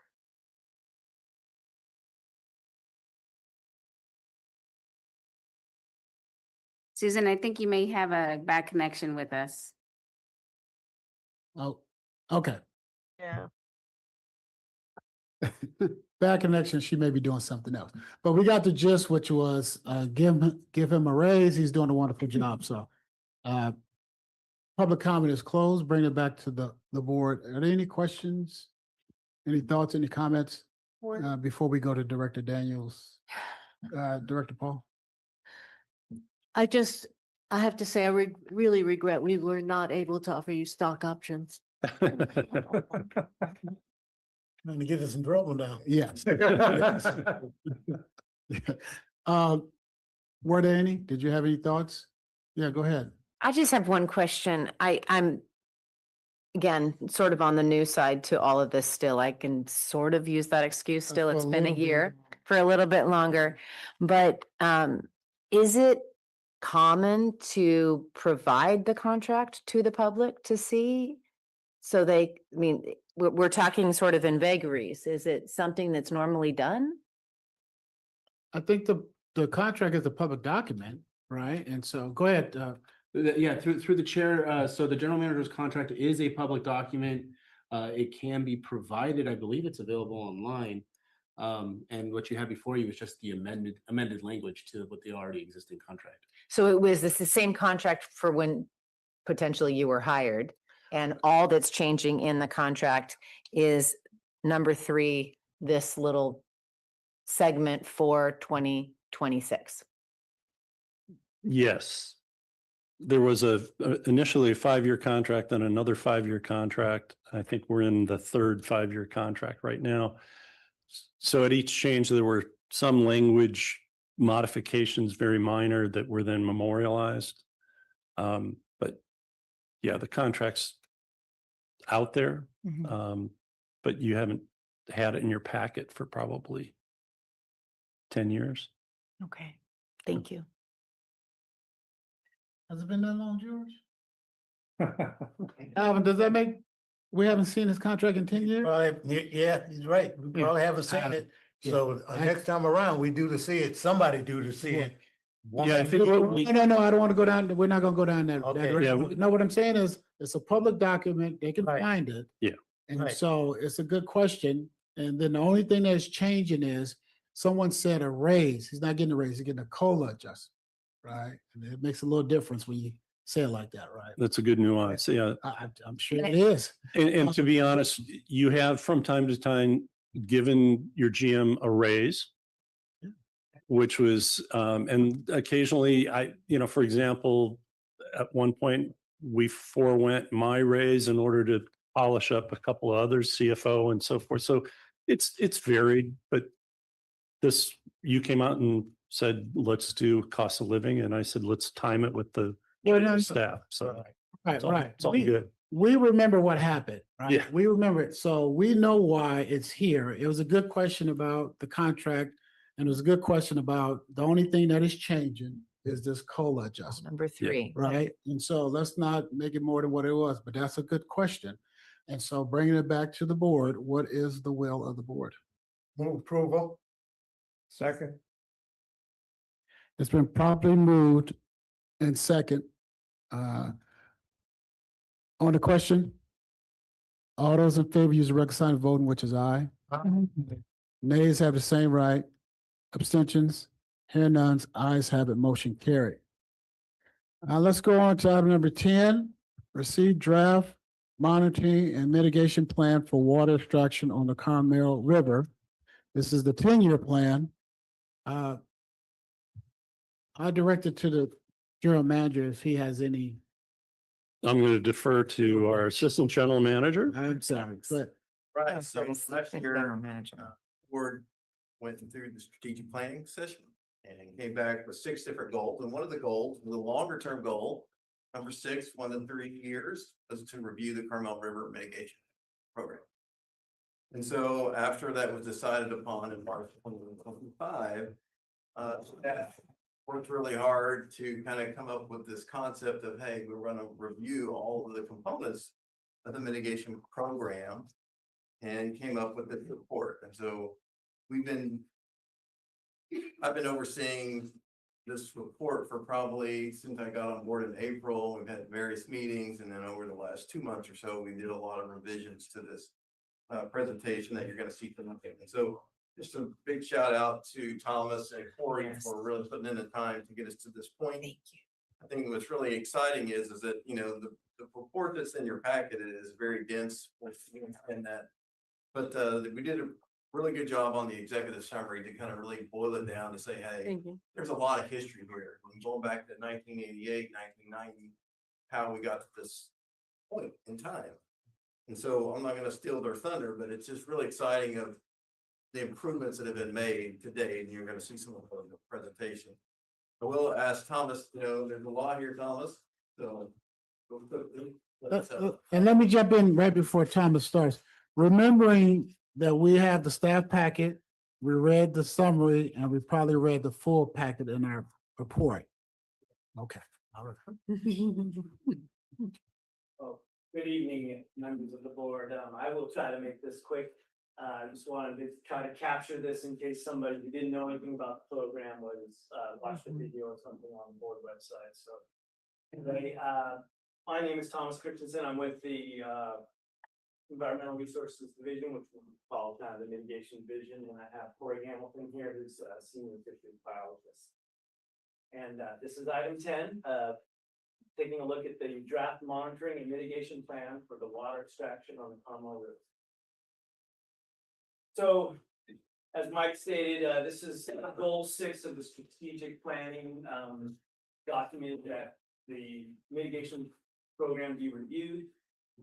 This report looks at identifying Conemaugh River mitigation activities that are required by the regulatory agencies, and it identifies data and monitoring needs to look at changes in the future and to advocate for changes if that is necessary, and also being mindful of climate change in this area as we progress through winters in the future. So this program really started before it was even called mitigation. Back when the water district was formed, there was a lot of observation of degradation on the Conemaugh River. This is at Garland Park. Most people have gone hiking there. As you can see, there's no trees. It looks like a drainage ditch. A lot of trees were lost back in the 50s, 60s, and 70s because a lot of the majority of water was put in a pipe from any dam and brought to users, and very little was released to the river. So that was kind of what got people thinking about problems on the river, longtime residents, and certain degradation over time. This was problematic for fish, but it was also really problematic for property owners. And you can see this is 1987. This is at Mid Valley, where the Safeway is. That's Robinson Canyon Bridge. You can see it dry. And we've had years like this within the last 10 years where it's been dry up to that area as well. Not only are fish and wildlife and ecology impacted, but as we said, private property, a lot of houses have been undermined because of the loss of the riparian corridor, which are those native trees on the stream bank, the willows, hotwoods that hold the stream banks together. Once those are lost, the river is kind of like shooting a hose at a sandcastle, and houses and lots of hundreds of feet of property were lost. So the district, when it was created, was partially created to fix some of these problems that were observed back in the 1670s. So they had programs designed to alleviate some of these impacts on the river, and part of that was restoration. You can see here, this is one of the first restoration projects on the Conemaugh River. This is looking upstream from Schulte Bridge on the right. You can see property owners trying to stop erosion. That's concrete, rubble placed to protect the stream banks. Then the district went in 1987, regraded the stream banks, created design floodplains, planted heavily with willows, and then now you can see in 2024, that's a mature restoration project. You can't see the concrete rubble anymore. A lot of that was pulled out and some was covered up with native material, sand and gravels impacted. So definitely benefit for the river as a whole. And so that was before the formal mitigation program. And so now we're getting a little bit into the history. It was on the minds of people, had seen the degradation of the river, had seen some of the improvements that when the district was allocating water in 1990, it wasn't a far stretch of the imagination to understand what allocating water could do to the river.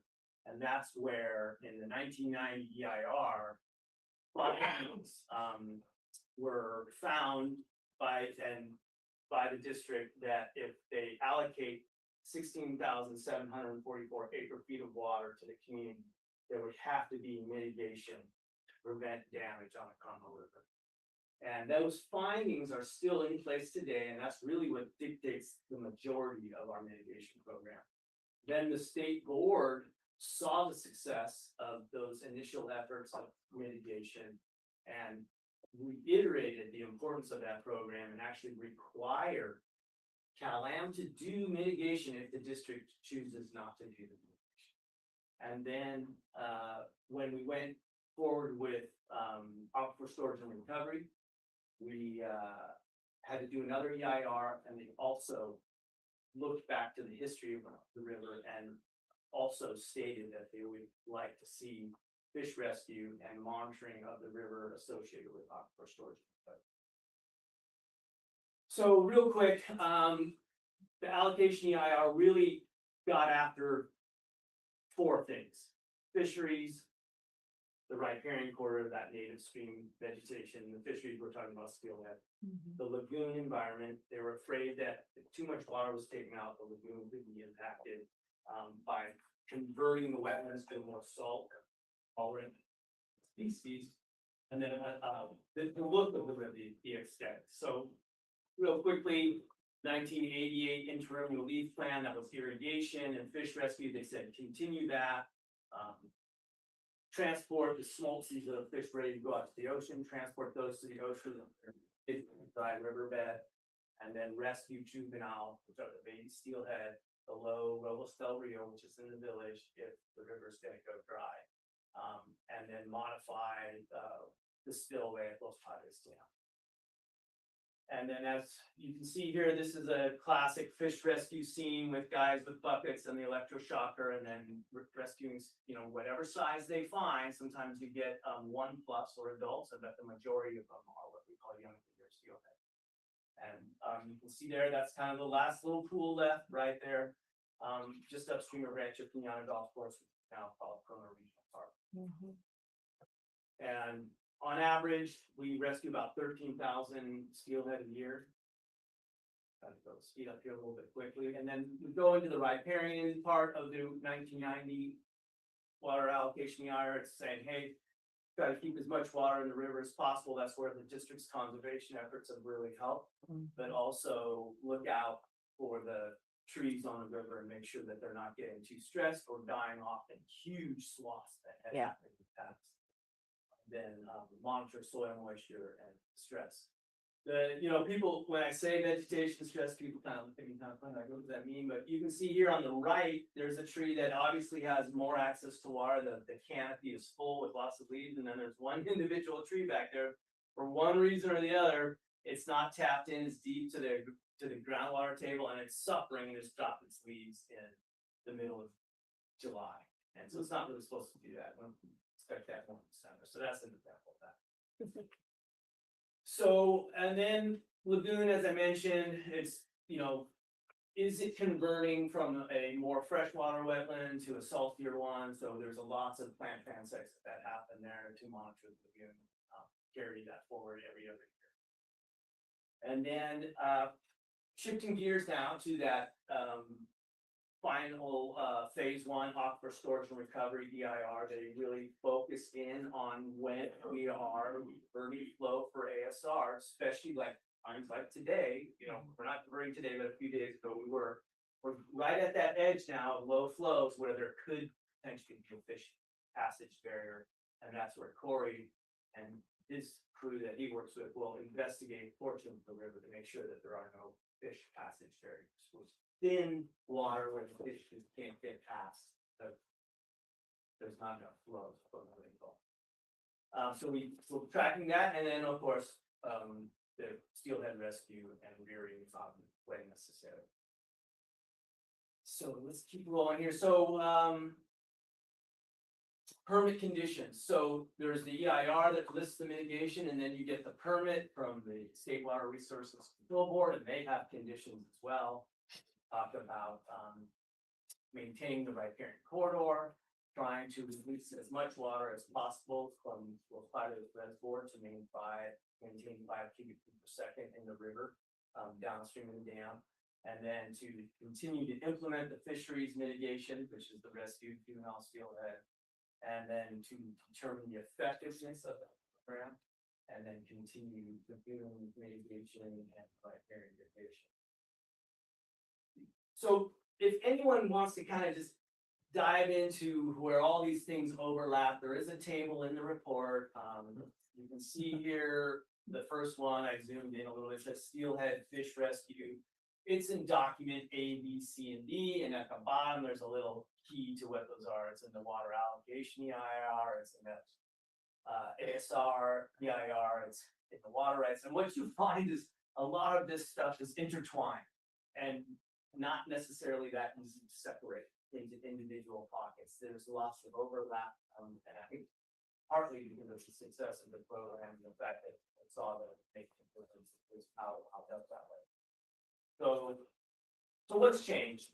We know that CalAm has reduced its pumping down to 3,376. We also have ASR diversion, table 13, the Malpaso.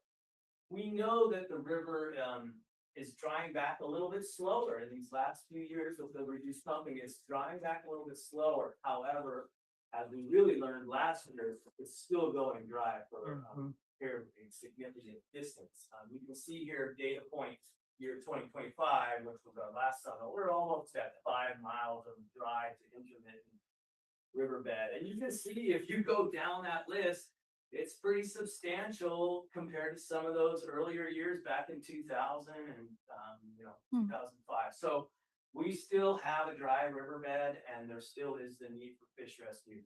The difference may be that the water table is just not being drawn down as far, and so the river may come back quicker with less rain, but it's still close.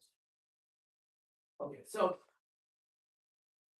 real quick, the future of the mitigation program is very similar to what we're doing today. This program was designed to be robust and understand what was happening on the river and mitigate the impact of water extraction. So it's very similar to what we're proposing moving forward. Is hydrologic monitoring, biologic, riparian, lagoon, because those are required. We are mindful of climate change and would be looking at recent studies regarding that. There's fish rescue, there's irrigation, and there's limited restoration activities. The district really did the restoration program pretty hard in the 80s and 90s, but we're not spending hundreds of thousands of dollars on a regular basis on restoration projects because the river's in good shape. So we're going to focus on the changes to dry back based on CalAm's reduced pumping, and we're hoping, get more data, because it's really important to understand based on different water years what is happening to the river. When we have a wet year, it may dry up less and maybe even flow to the lagoon all year long if you get an extremely wet year. But if you have normal to below normal, you're going to see some dry back, and we're trying to clean that down. So we're at interesting times. So seeing changes.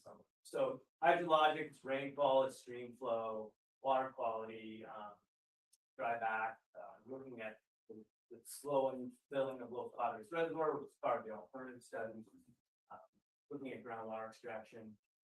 On the biological side, we have the weir, it's installed now. We're counting adult fish in, region juvenile population surveys that we can compare year after year.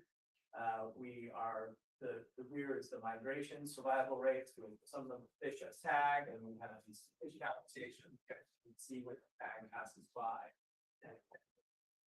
The red block, which are the little bugs in the river, that's food source, but also indicates water quality. The higher class of bugs can indicate that you have good water quality that can support those.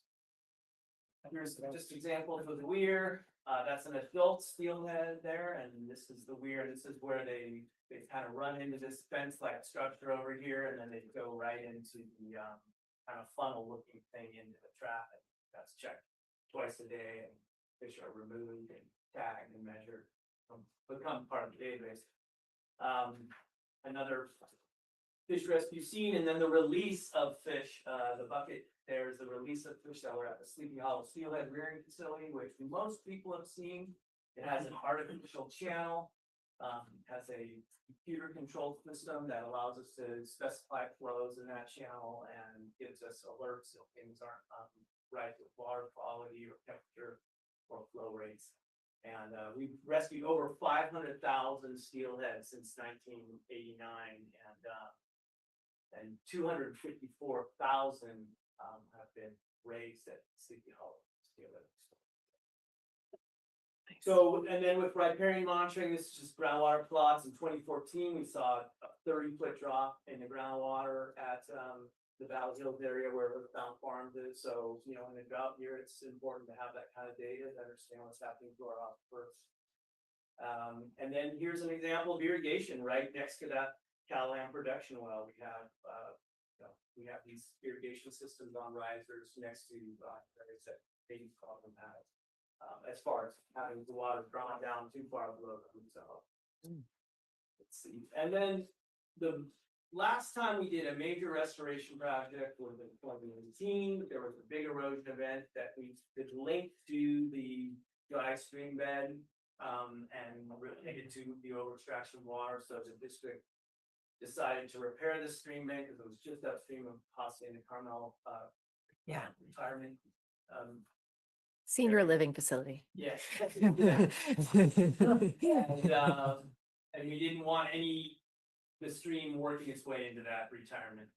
So, and it was about 700,000, and this is how it looks today. It was with a log crib wall, and it has stabilized that. Wow. So that's lagoon monitoring with transects, water quality, vegetation, and people continue to do that to gain more knowledge. But one of the reasons why, and in this report, there are some unknowns right now. We don't really know how the new development at Rancho Piñata Villages will come back online and start pumping water. We see how that impacts the river. We also know that Cal-Am is in negotiation with the federal agencies for a habitat conservation plan, and that could have conditions that they or would potentially fall on us to be carried out. What will happen if the CDO is lifted? Will it be modified? Will there be new permit conditions? So this is all trying to understand what would potentially be coming down the road here in the next 2 or 3 years as far as different things. And what would happen if COD decided to add additional sewer connections and that water was no longer going into the aquifer, but going to the COD area and exported out of it. And what, obviously the big one, what's the fate of those projects? And then some things that are kind of side to the mitigation program, but also very much part of the Carmel River Management Plan. And the management is what happens when new property owners decide they don't like the riparian vegetation, they want to do their own stream bank repairs. The district goes out and enforces these ordinances. Someone who decided to pour concrete on the stream bank and put a chain link fence there and add a bunch of material into the river without any permits. So we actually go out and educate new property owners and then do enforcement if we have to. As bad as this usually requires enforcement, but sometimes it's kind of small stuff like don't cut anymore without talking to people. So, and then we also have a vegetation management program. When large trees fall in the river, cross property, that we also hang up on buildings, we will cut those trees in smaller sections so that it cause problems when the river comes up in the wintertime. And we also help specify the release from the Padres Reservoir. We do all the planning on how that water is released in the summertime for the benefit of the aquatic organisms as well as for water supply. As you mentioned, some of that water does make it down to wells And then, in conclusion, the mitigation program has lessened environmental impacts on the Carmel River from community water use. And it's currently a legally mandated program that is related to the provision of water. And it's intertwined with the aquifer storage and recovery water rights, as well as the 1990 allocation EIR, which is the foundational document. Additional time is necessary to monitor and carry out mitigation under CalAM's legally recognized water rights to understand how the Carmel River will dry back in various water year types. And district staff recommend an additional 10 years of monitoring and mitigation to help with data-driven conclusions about the mitigation program and how it may change. That's it. That was. Yes, thank you for such a fine report. Are there any questions, Director Paul? Yes, in the category of unknowns, you identified a bunch of unknowns, and one of them was the impact of new developments and new wells on the alluvial aquifer. When those new developments get an EIR, is that question addressed in the EIRs?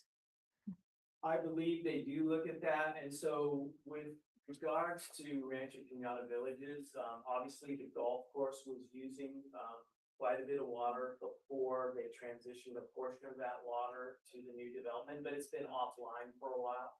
So when we say we want to see how the river responds, we know that CalAM now is down to its legal limit, but there are going to be some ramping up of other folks.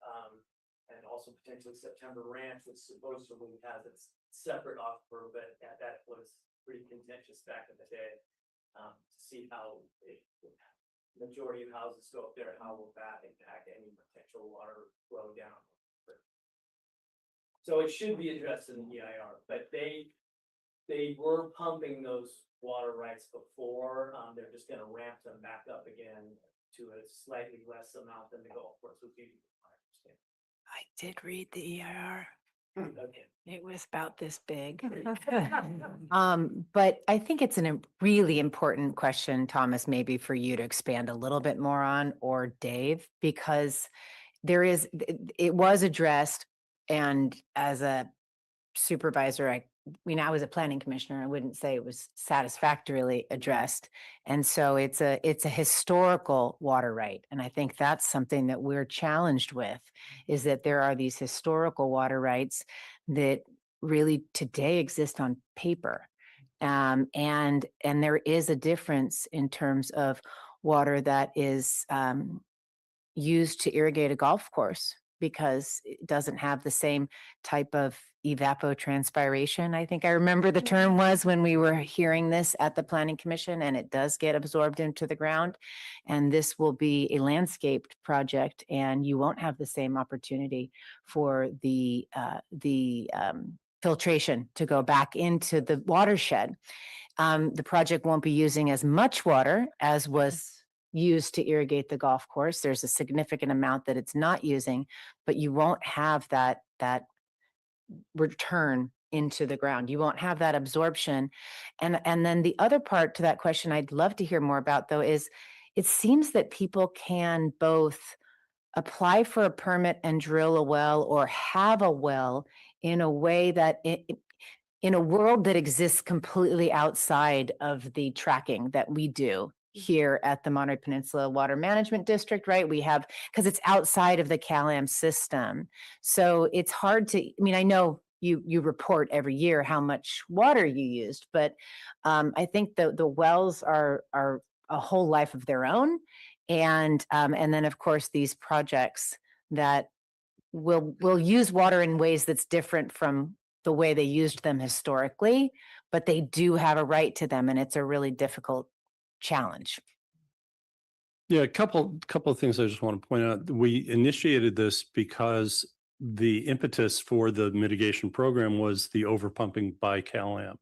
So question one was, is there still overpumping if they're at their legal water right? And the answer is, of course, no. But what we're learning is their legal water right and El Paso's legal water right and all of the legal water rights may still represent over allocation of the river, what the river can actually sustain.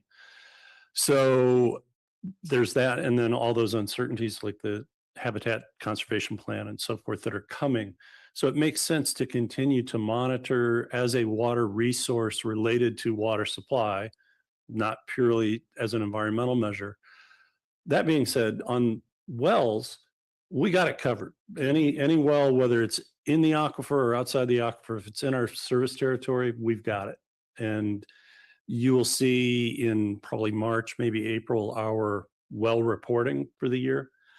And, you know, we're probably at 98% of all wells are reported, and we run out and take readings on wells that don't report.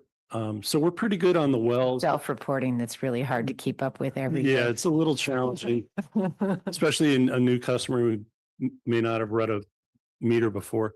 But the other part of it is that the activities that are taking place in the basin, because of your county asking us to help with the general plan's efforts on sustainability, we passed or we implemented a local rule that requires some, when you go from like a single resident or raw land to more than 4 units of housing, you actually have to retire some water usage for the benefit of the river.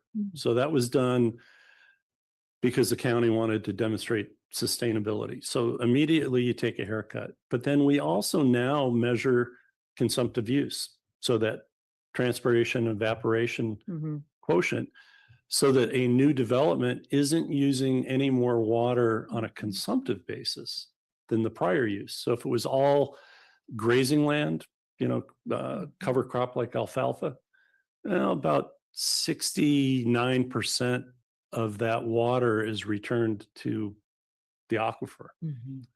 So we do computations to make sure that you're only using water. So it's not what you produced, it's what was Right. consumed remains the same. So we've kind of followed our permitting regime with this increased effort to account for, hey, houses are closed systems. They send their wastewater to COD, so you don't get the infiltration anymore. And so we're doing a very good job, I think, at this point of keeping that set of measurements consistent. So I think the district's probably a little in front of most others on that. The thing that we haven't really resolved is the non-CalAm pumpers are now a majority of the pumping on the river.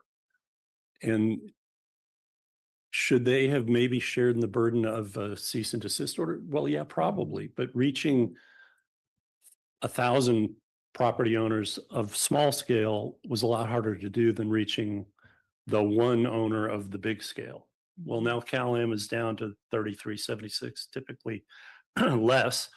So we need to focus a little more on all the others in a combined fashion and see what the impacts are. But I think the early returns are that collectively, CalAm and the others are probably still overdrafting the river, even within their legal rights. And that's just because of a byproduct of geography. They issued water rights not knowing that it's probably all too much.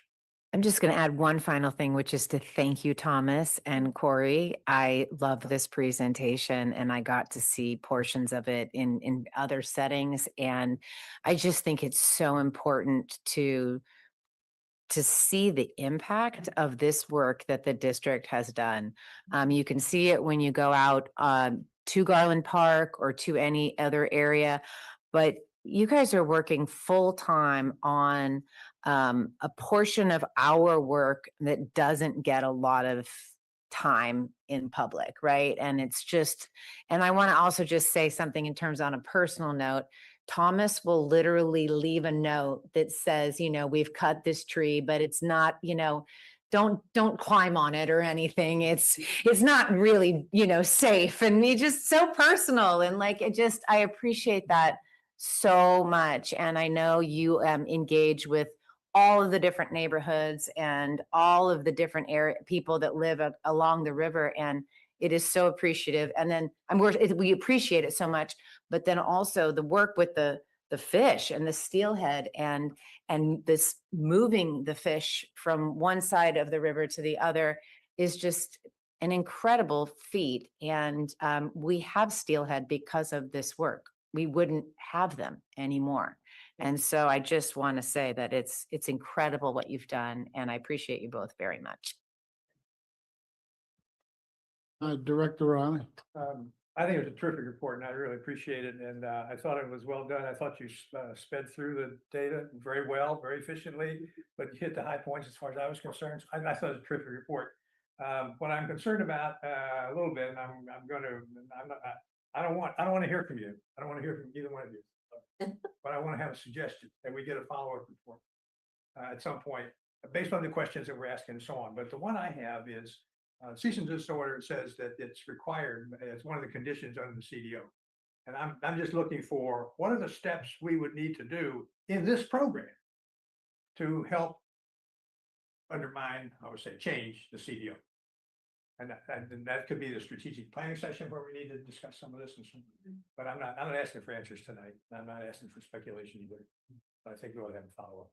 Yeah, it definitely, I think we need to think about that because the short answer is not that we believe everybody's over pumping. See how we just did that? Right? That's not, the short answer is not a strategic answer about lifting the CDL. But it's a great report. We'll definitely come through it again, talk about it again. We'll go, I'm gonna go out to the public right after Director. Yeah, it's one, here's the big one. Cost. Is Cal-Am paying any of this? If I remember back, they were helping some point, but then are we still doing this by ourselves or are they helping out? This comes from the Cal-Am bill paid by the ratepayers. Okay. Yeah, Cal-Am's funds are kind of allocated for large scale projects. They had a settlement agreement where they're putting $1.1 million in every year for a period of time, and then it was extended when we extended the cease and desist order. The Coastal Conservancy releases those monies, so they've typically gone for singular projects at a time, not the ongoing mitigation program. So we're funding that. Yeah. Okay. And he does have information that he didn't share in the slides that cost has actually gone down a little bit in recent years. Well, the next time you do this, let's throw it all in there. So they get all the good stuff and they get that bad stuff too. Okay. All right. Thank you. Good job. Public comment is open. A quick question. You mentioned Rancho Cañada, but what about September Ranch? 70 units. Right, I mean. What we won't do, we'll just let public answer. You ask. That's a quick question. Okay, and then maybe someone else that has public comment. So if there's no one else, We have no raised hands. okay, public comment is closed. Go ahead. Yeah, we're just being mindful of September Ranch. All the environmental documents say they're on a separate aquifer, but some experts argue that the aquifer. Thank you. Okay. Anyone else from board? Excellent report. Thank you so much. We will just make a note, General Manager, when we talk about strategic plans and stuff, that's usually normally in there, but you guys want to dig a little deeper and have a bit. So let's go on to the next one, item number 10, which is receive. Nope, that's done. We just did that. A report received. 11, receive direction from the board on formation of a citizens water panel 2026. And I thought that was the assistant. Yeah, I've seen the assistant general manager. Yep. Yeah, so again, spinning off of the strategic plan last year under the Public Outreach Committee. Objective goal moving forward, increase public engagement and maintain leadership role on water issues. So the first bullet point under that was consider forming a citizens panel. And we're trying to do is come to you tonight, just asking for some board direction. So we've kind of explored this, kind of came up with the exhibit A, which is kind of the objective, right? Is to engage our citizens, our ratepayers, our local stakeholders, to understand what the district's mission is, regulations, policies that govern how we do our business.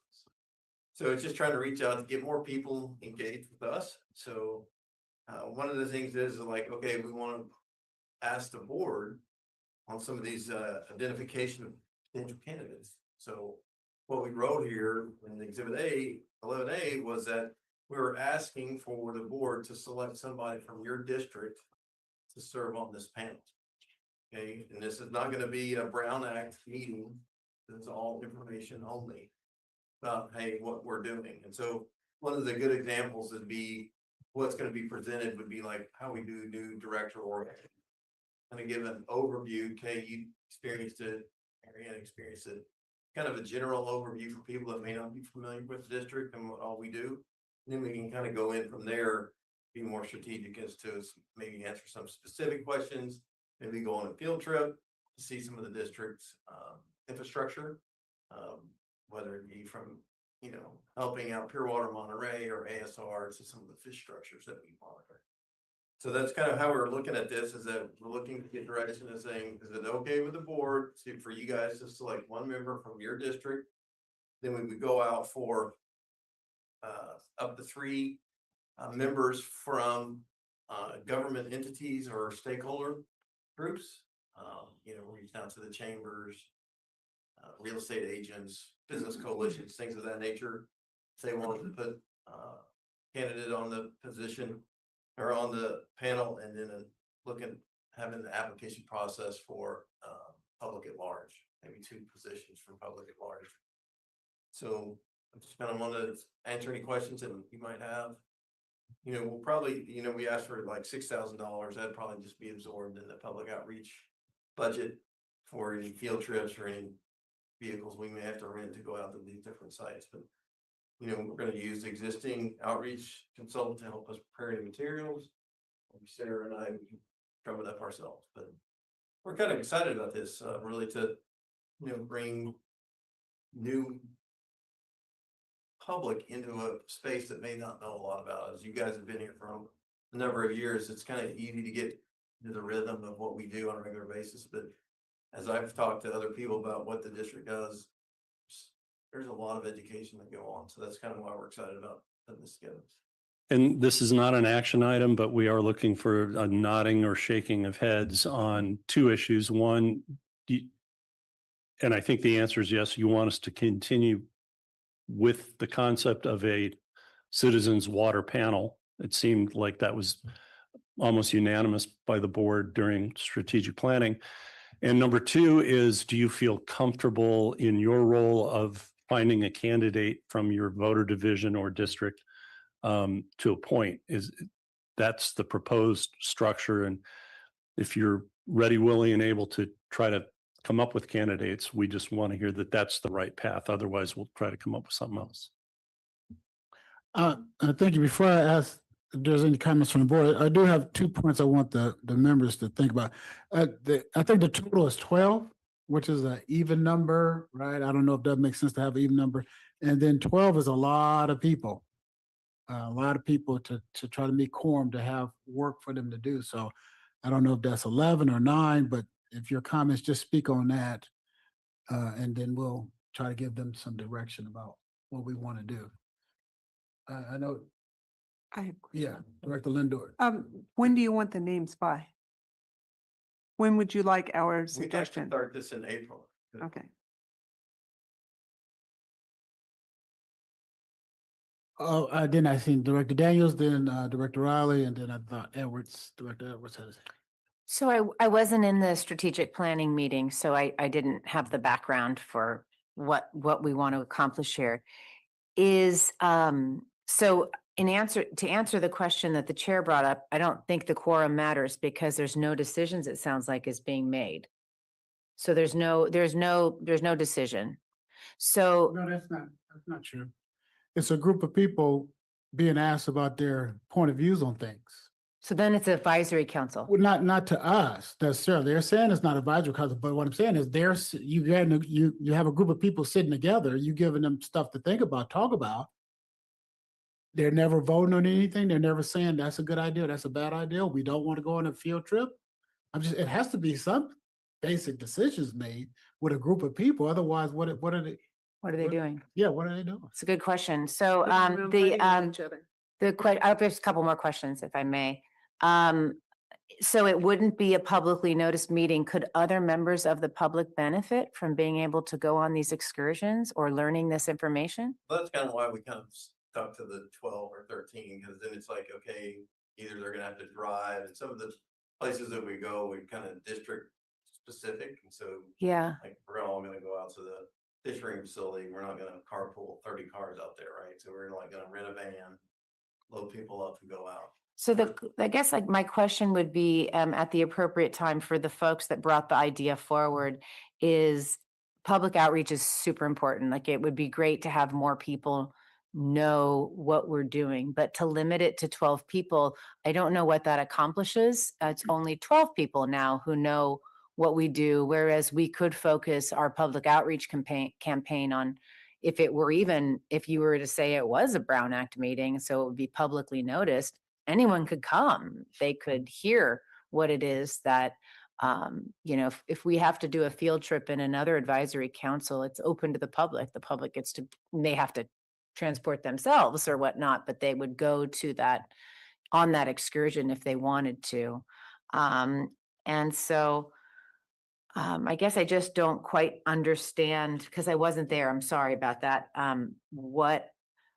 why we would limit this to 12 people and what we think will accomplish by having 12 people know this information versus trying to create an opportunity for even more people. Maybe those 12 people we're thinking are going to be folks that could easily turn around and transmit that information because of the role they play on a certain board. I don't know. So I'm just looking to understand better the limitation and not noticing it and giving the general public the opportunity to join. This case, Turn your mic on. sorry. Your mic on. Oh. Yeah, thanks, Chair. This came from the last strategic session where we were terminating the 152 committee. And the discussion, then that was the user fee for, expanded, expenses at the district. And at the time of that discussion, there was discussion about, well, will it be useful to have a citizens committee of some sort in the future? And there may be a reason that the district may end up going to the public for certain kinds of approval at some point, and that's still out there as a potential. But I think we all thought that the transparency issue and the outreach issue had value if we had a citizens committee to kind of bounce ideas off of or get suggestions from or whatever. But at least that would be a starting point of how we get more of our information out to the public. So that's a little bit of background. I agree, Kate, with you on why set a limit now. And I want to say, and why do we need to be in such a rush on this? I'm not buying into an April deadline, but I'm not buying into 12 either. And I think, and just going about who are the stakeholder organizations and how do they get selected, and who is a stakeholder? I mean, would Public Water now be a stakeholder because they have an interest group? Would the League of Women Voters be a stakeholder because they have just a public concern about water? Would the Carmel Valley Association be a stakeholder? I just have some questions about how some of these decisions get made. And I just think we need to have a little more discussion about it. Not necessarily tonight, but I just think in terms of raising questions, think about it and then see how you might modify this. But I'm not wedded to 12, and I didn't even think 20. I mean, so what?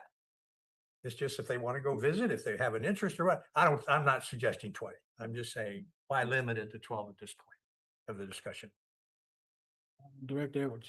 Yes, I don't know how you would get this out to the public on what they would like to see. That's one of my ideas. Get it out to the public, see what they want to like to see. I don't want to see this become another 152 committee where they come in and talk about water projects and hammer on costs. I attended all those meetings just to see what's going on. And those people in there, and you talking about stakeholders and everybody else, they hammered on one thing, just about. So I like to hear from the public if they want something like this. You know, I don't mind it, but I just don't want it to become another 152 committee. Y'all know how that was.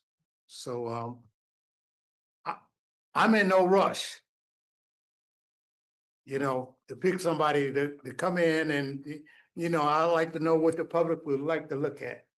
And I don't know how y'all would get out to do that, but if y'all could do that before y'all bring this back. You done? Yep. Thank you. Director Daniels? I was just. Oh, Sure. I'm Sarah sorry. Oglesby. Yeah, I think some of the tension might be between it's not an advisory committee, so it's not a Brown Act, but the kind of people who would want to be really invested in this and be a conduit and going out to the community and having conversations. I think they want to feel that they could be then a conduit back. So I don't know if there's a status that's kind of not advisory formally, but gives people a sense that then they can come talk to us and be part of a forum and convey some things, because otherwise, you know, they go to the community and they say, I went on this field trip, or now I better understand this or that. And then people go, yeah, but you know what I'm worried about. And then they're not allowed to say anything to us. So I think that advisory, non-advisory is part of the tension. But I wanted to put in a pitch, you know, we're all going for 12. I mean, you were saying 12's even, but there's the student, 13. And I just want to say that if we can include opportunities for sort of CSUMB student or a student from any one of our wonderful higher education institutions to be, I think that would be lovely.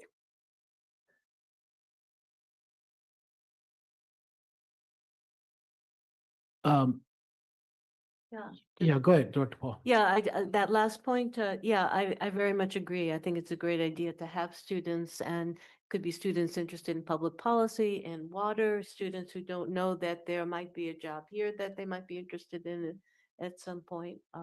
So, and also the people who end up participating, including the students, they might, after a while, they might express what their particular interests are, which aspects of the district's work are they most interested? Is it the Carmel River mitigation? Is it,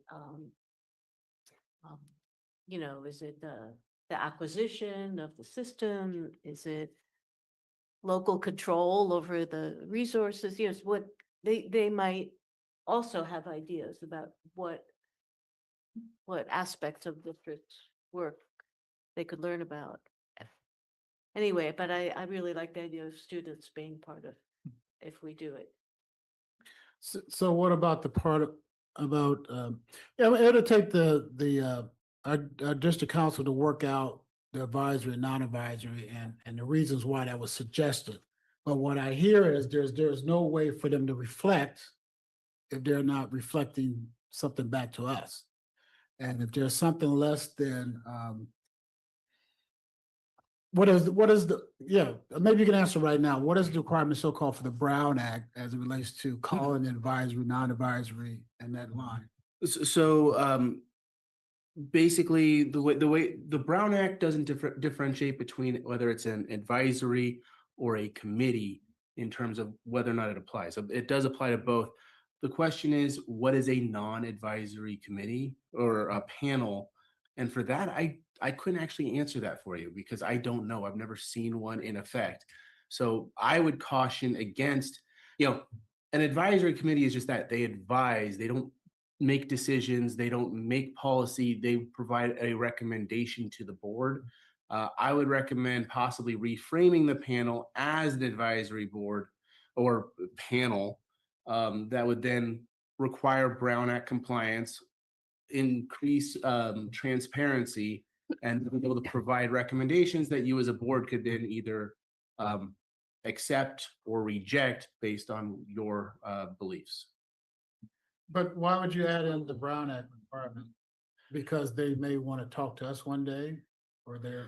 So if you're establishing a standing committee, whether it's advisory or a committee, then the Brown Act should be applicable. No, I don't know if that's what we want to do, right? But I know, I hear that they want to be able to go back and forth with information. the possibility. So would that trigger the Brown Act requirement, meaning they need to have minutes and open meetings and all that? I would caution against not. Again, I've never seen a committee or a panel that's a non-advisor in a non-advisory capacity. So if it ends up becoming an advisory committee, then the Brown Act should apply. I can certainly dig into more detail and provide better research for next meeting, specifically on this question as to can we create a panel that communicates with the board that would not be subject to the Brown Act. Yeah, I think that's a question, and I'm sure the lawyers will say they'll advise us to have the Brown Act. But at least we have the knowledge to make the informed decision, because I hear that we want to engage them and so I think they're getting a lot of information, go back and regroup. I'm not stuck to a certain number, but if you have a panel, then you will have a certain number, right? So if you want to actually establish the panel and a Brown Act, then meeting a quorum, they have to have a number, right? So when you say, hey, one day is 15, one day is 20, you guys could think about that. And what else was there that you had? I would just like to avoid the Brown Act requirements. If we all could, call it a working group, call it something else, but whatever. Well, I think we'll go back to. Hold on, let Yeah. him just, we're just gonna give you guys a reflection and then you go work it out. Yeah. Because that's what George is saying, and I agree, but I don't know where everybody else is at. So go ahead, Rebecca, did you have any about giving them something else to think about when they go back? No, I like the idea of it being an open meeting, of the public being able to observe, and I believe the Brown Act would kick in if that was going to be the case. Because I think the public, you're right, having 10 people or 12 people or even 20 people on a panel that has no other function except meeting and talking about water. What I was on, ordinance 152 panel, and you're right, there was just a lot of talk about the cost of a project and it never went anywhere. And then they wound up not having the meetings anymore. And so, I mean, the one good thing that came out is, me being on the board, but yeah, I would like to see more public involvement, even if they're not on the committee. At least they have the ability to observe, to input, and then they would know who their representative, as it were, on the Citizens Water panel would be. I think this is something the Public Outreach Committee could work with the general manager on, and with Mike on setting this up and determining how public outreach can help with this. Director Paul. Yeah, just a thought on that is if you wanted something that was not covered by the Brown Act and that was more of a public outreach thing, you could just call it information, one-time information session, that the public is invited to, could be advertised in our email newsletter, and the topic announced and open to the public. Kind of like a town hall meeting. Yeah, maybe with the ability to answer questions after the presentation. We'll start to see any other comments before we go to public comment. We'll hear public comment, then we'll come back. Okay, public comment is open. Just real quick, Tom Raleigh, representing NPTA. We have about 1,000 members. We're, I guess, what you call stakeholder organization. So you're not going to always hear good news from a stakeholder organization. Now, do you want to hear more sides of the question about proposals, what's coming up, water projects, the cost of them and stuff like that? Or you just want somebody to be a salesperson for what you're doing? You've got to make that decision.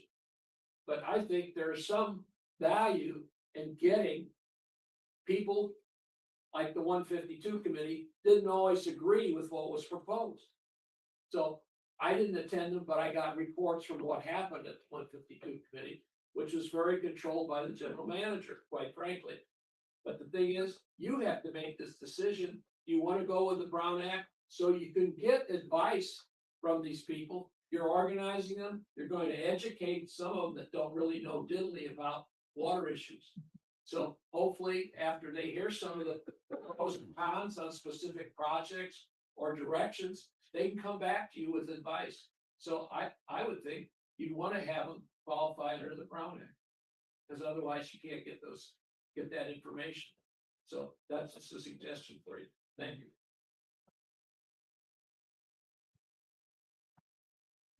Chair Oglesby, I have Susan. Okay. Susan, when you're ready? I sure hope you can hear me. Can you hear Yeah, me? you're a little, it's a very intermittent. Okay. I would not, I'm sorry, it's my computer. I would not compare this to the 152 Oversight Committee. That was a committee that was formed somewhat under duress, under a legal mandate. And this is something you want to do instigated from yourselves.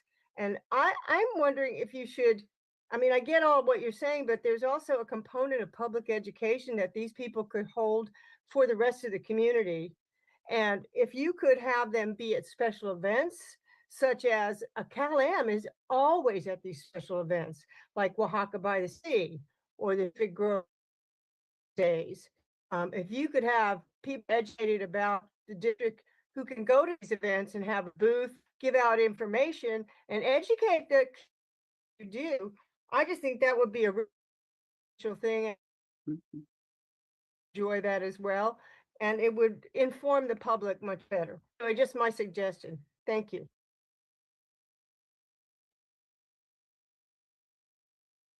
Chair Oglesby, I see no other raised hands. Thank you so much. Any other comments? What I see is, again, I'm not supportive of another group of people trying to tell this board what to do and what we should be doing. And I think that's where the non-advisory came from, because we don't want them to think that's what we're asking for, but to put out information, to share our information, to hear back some of the things that they're concerned with, that makes sense to me. But George made a good point about, well, who is the stakeholders, right? Now we're looking into pro this, pro that, against this, against that. And I don't want to get into judging people and saying, well, if you got two people that support this, then you need two people that don't support that. And so that's what we need to ask our staff to go out and try to wade through the waters and bring us back something that we really could use. And maybe it can be done, right? Maybe it can be done, but I don't want it to be just a group of divided people. And so that's right. Okay. All right. So that it'll come back. We'll give them, everybody said there's no rush. So we'll Give them to March. Yeah, March, April. There's no rush because there's a lot of deep questions in there about how to, finagle and put all in what we had to say. So, all right, look forward to seeing that when it comes back. Thank you. Now we're to other items, comments by the general manager, staff, directors, and council. These are informational items 12 through 20. I think all of us on the board read our packets. And if we don't have any questions, then we can hear the highlights. But are there any areas that anybody wants the general manager or the council to hit on? General manager, go ahead with the highlights.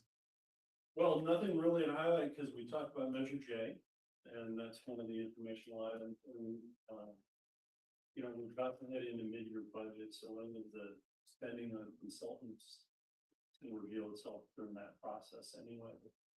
And we just heard quite a bit on litigation, which covers two more of the reports in the information items. We're pretty up to date. Okay, if there's no questions, no comments. We are, where am I at? We are at adjournment. There's no further business on this agenda. This meeting is adjourned. See? Yeah, good job.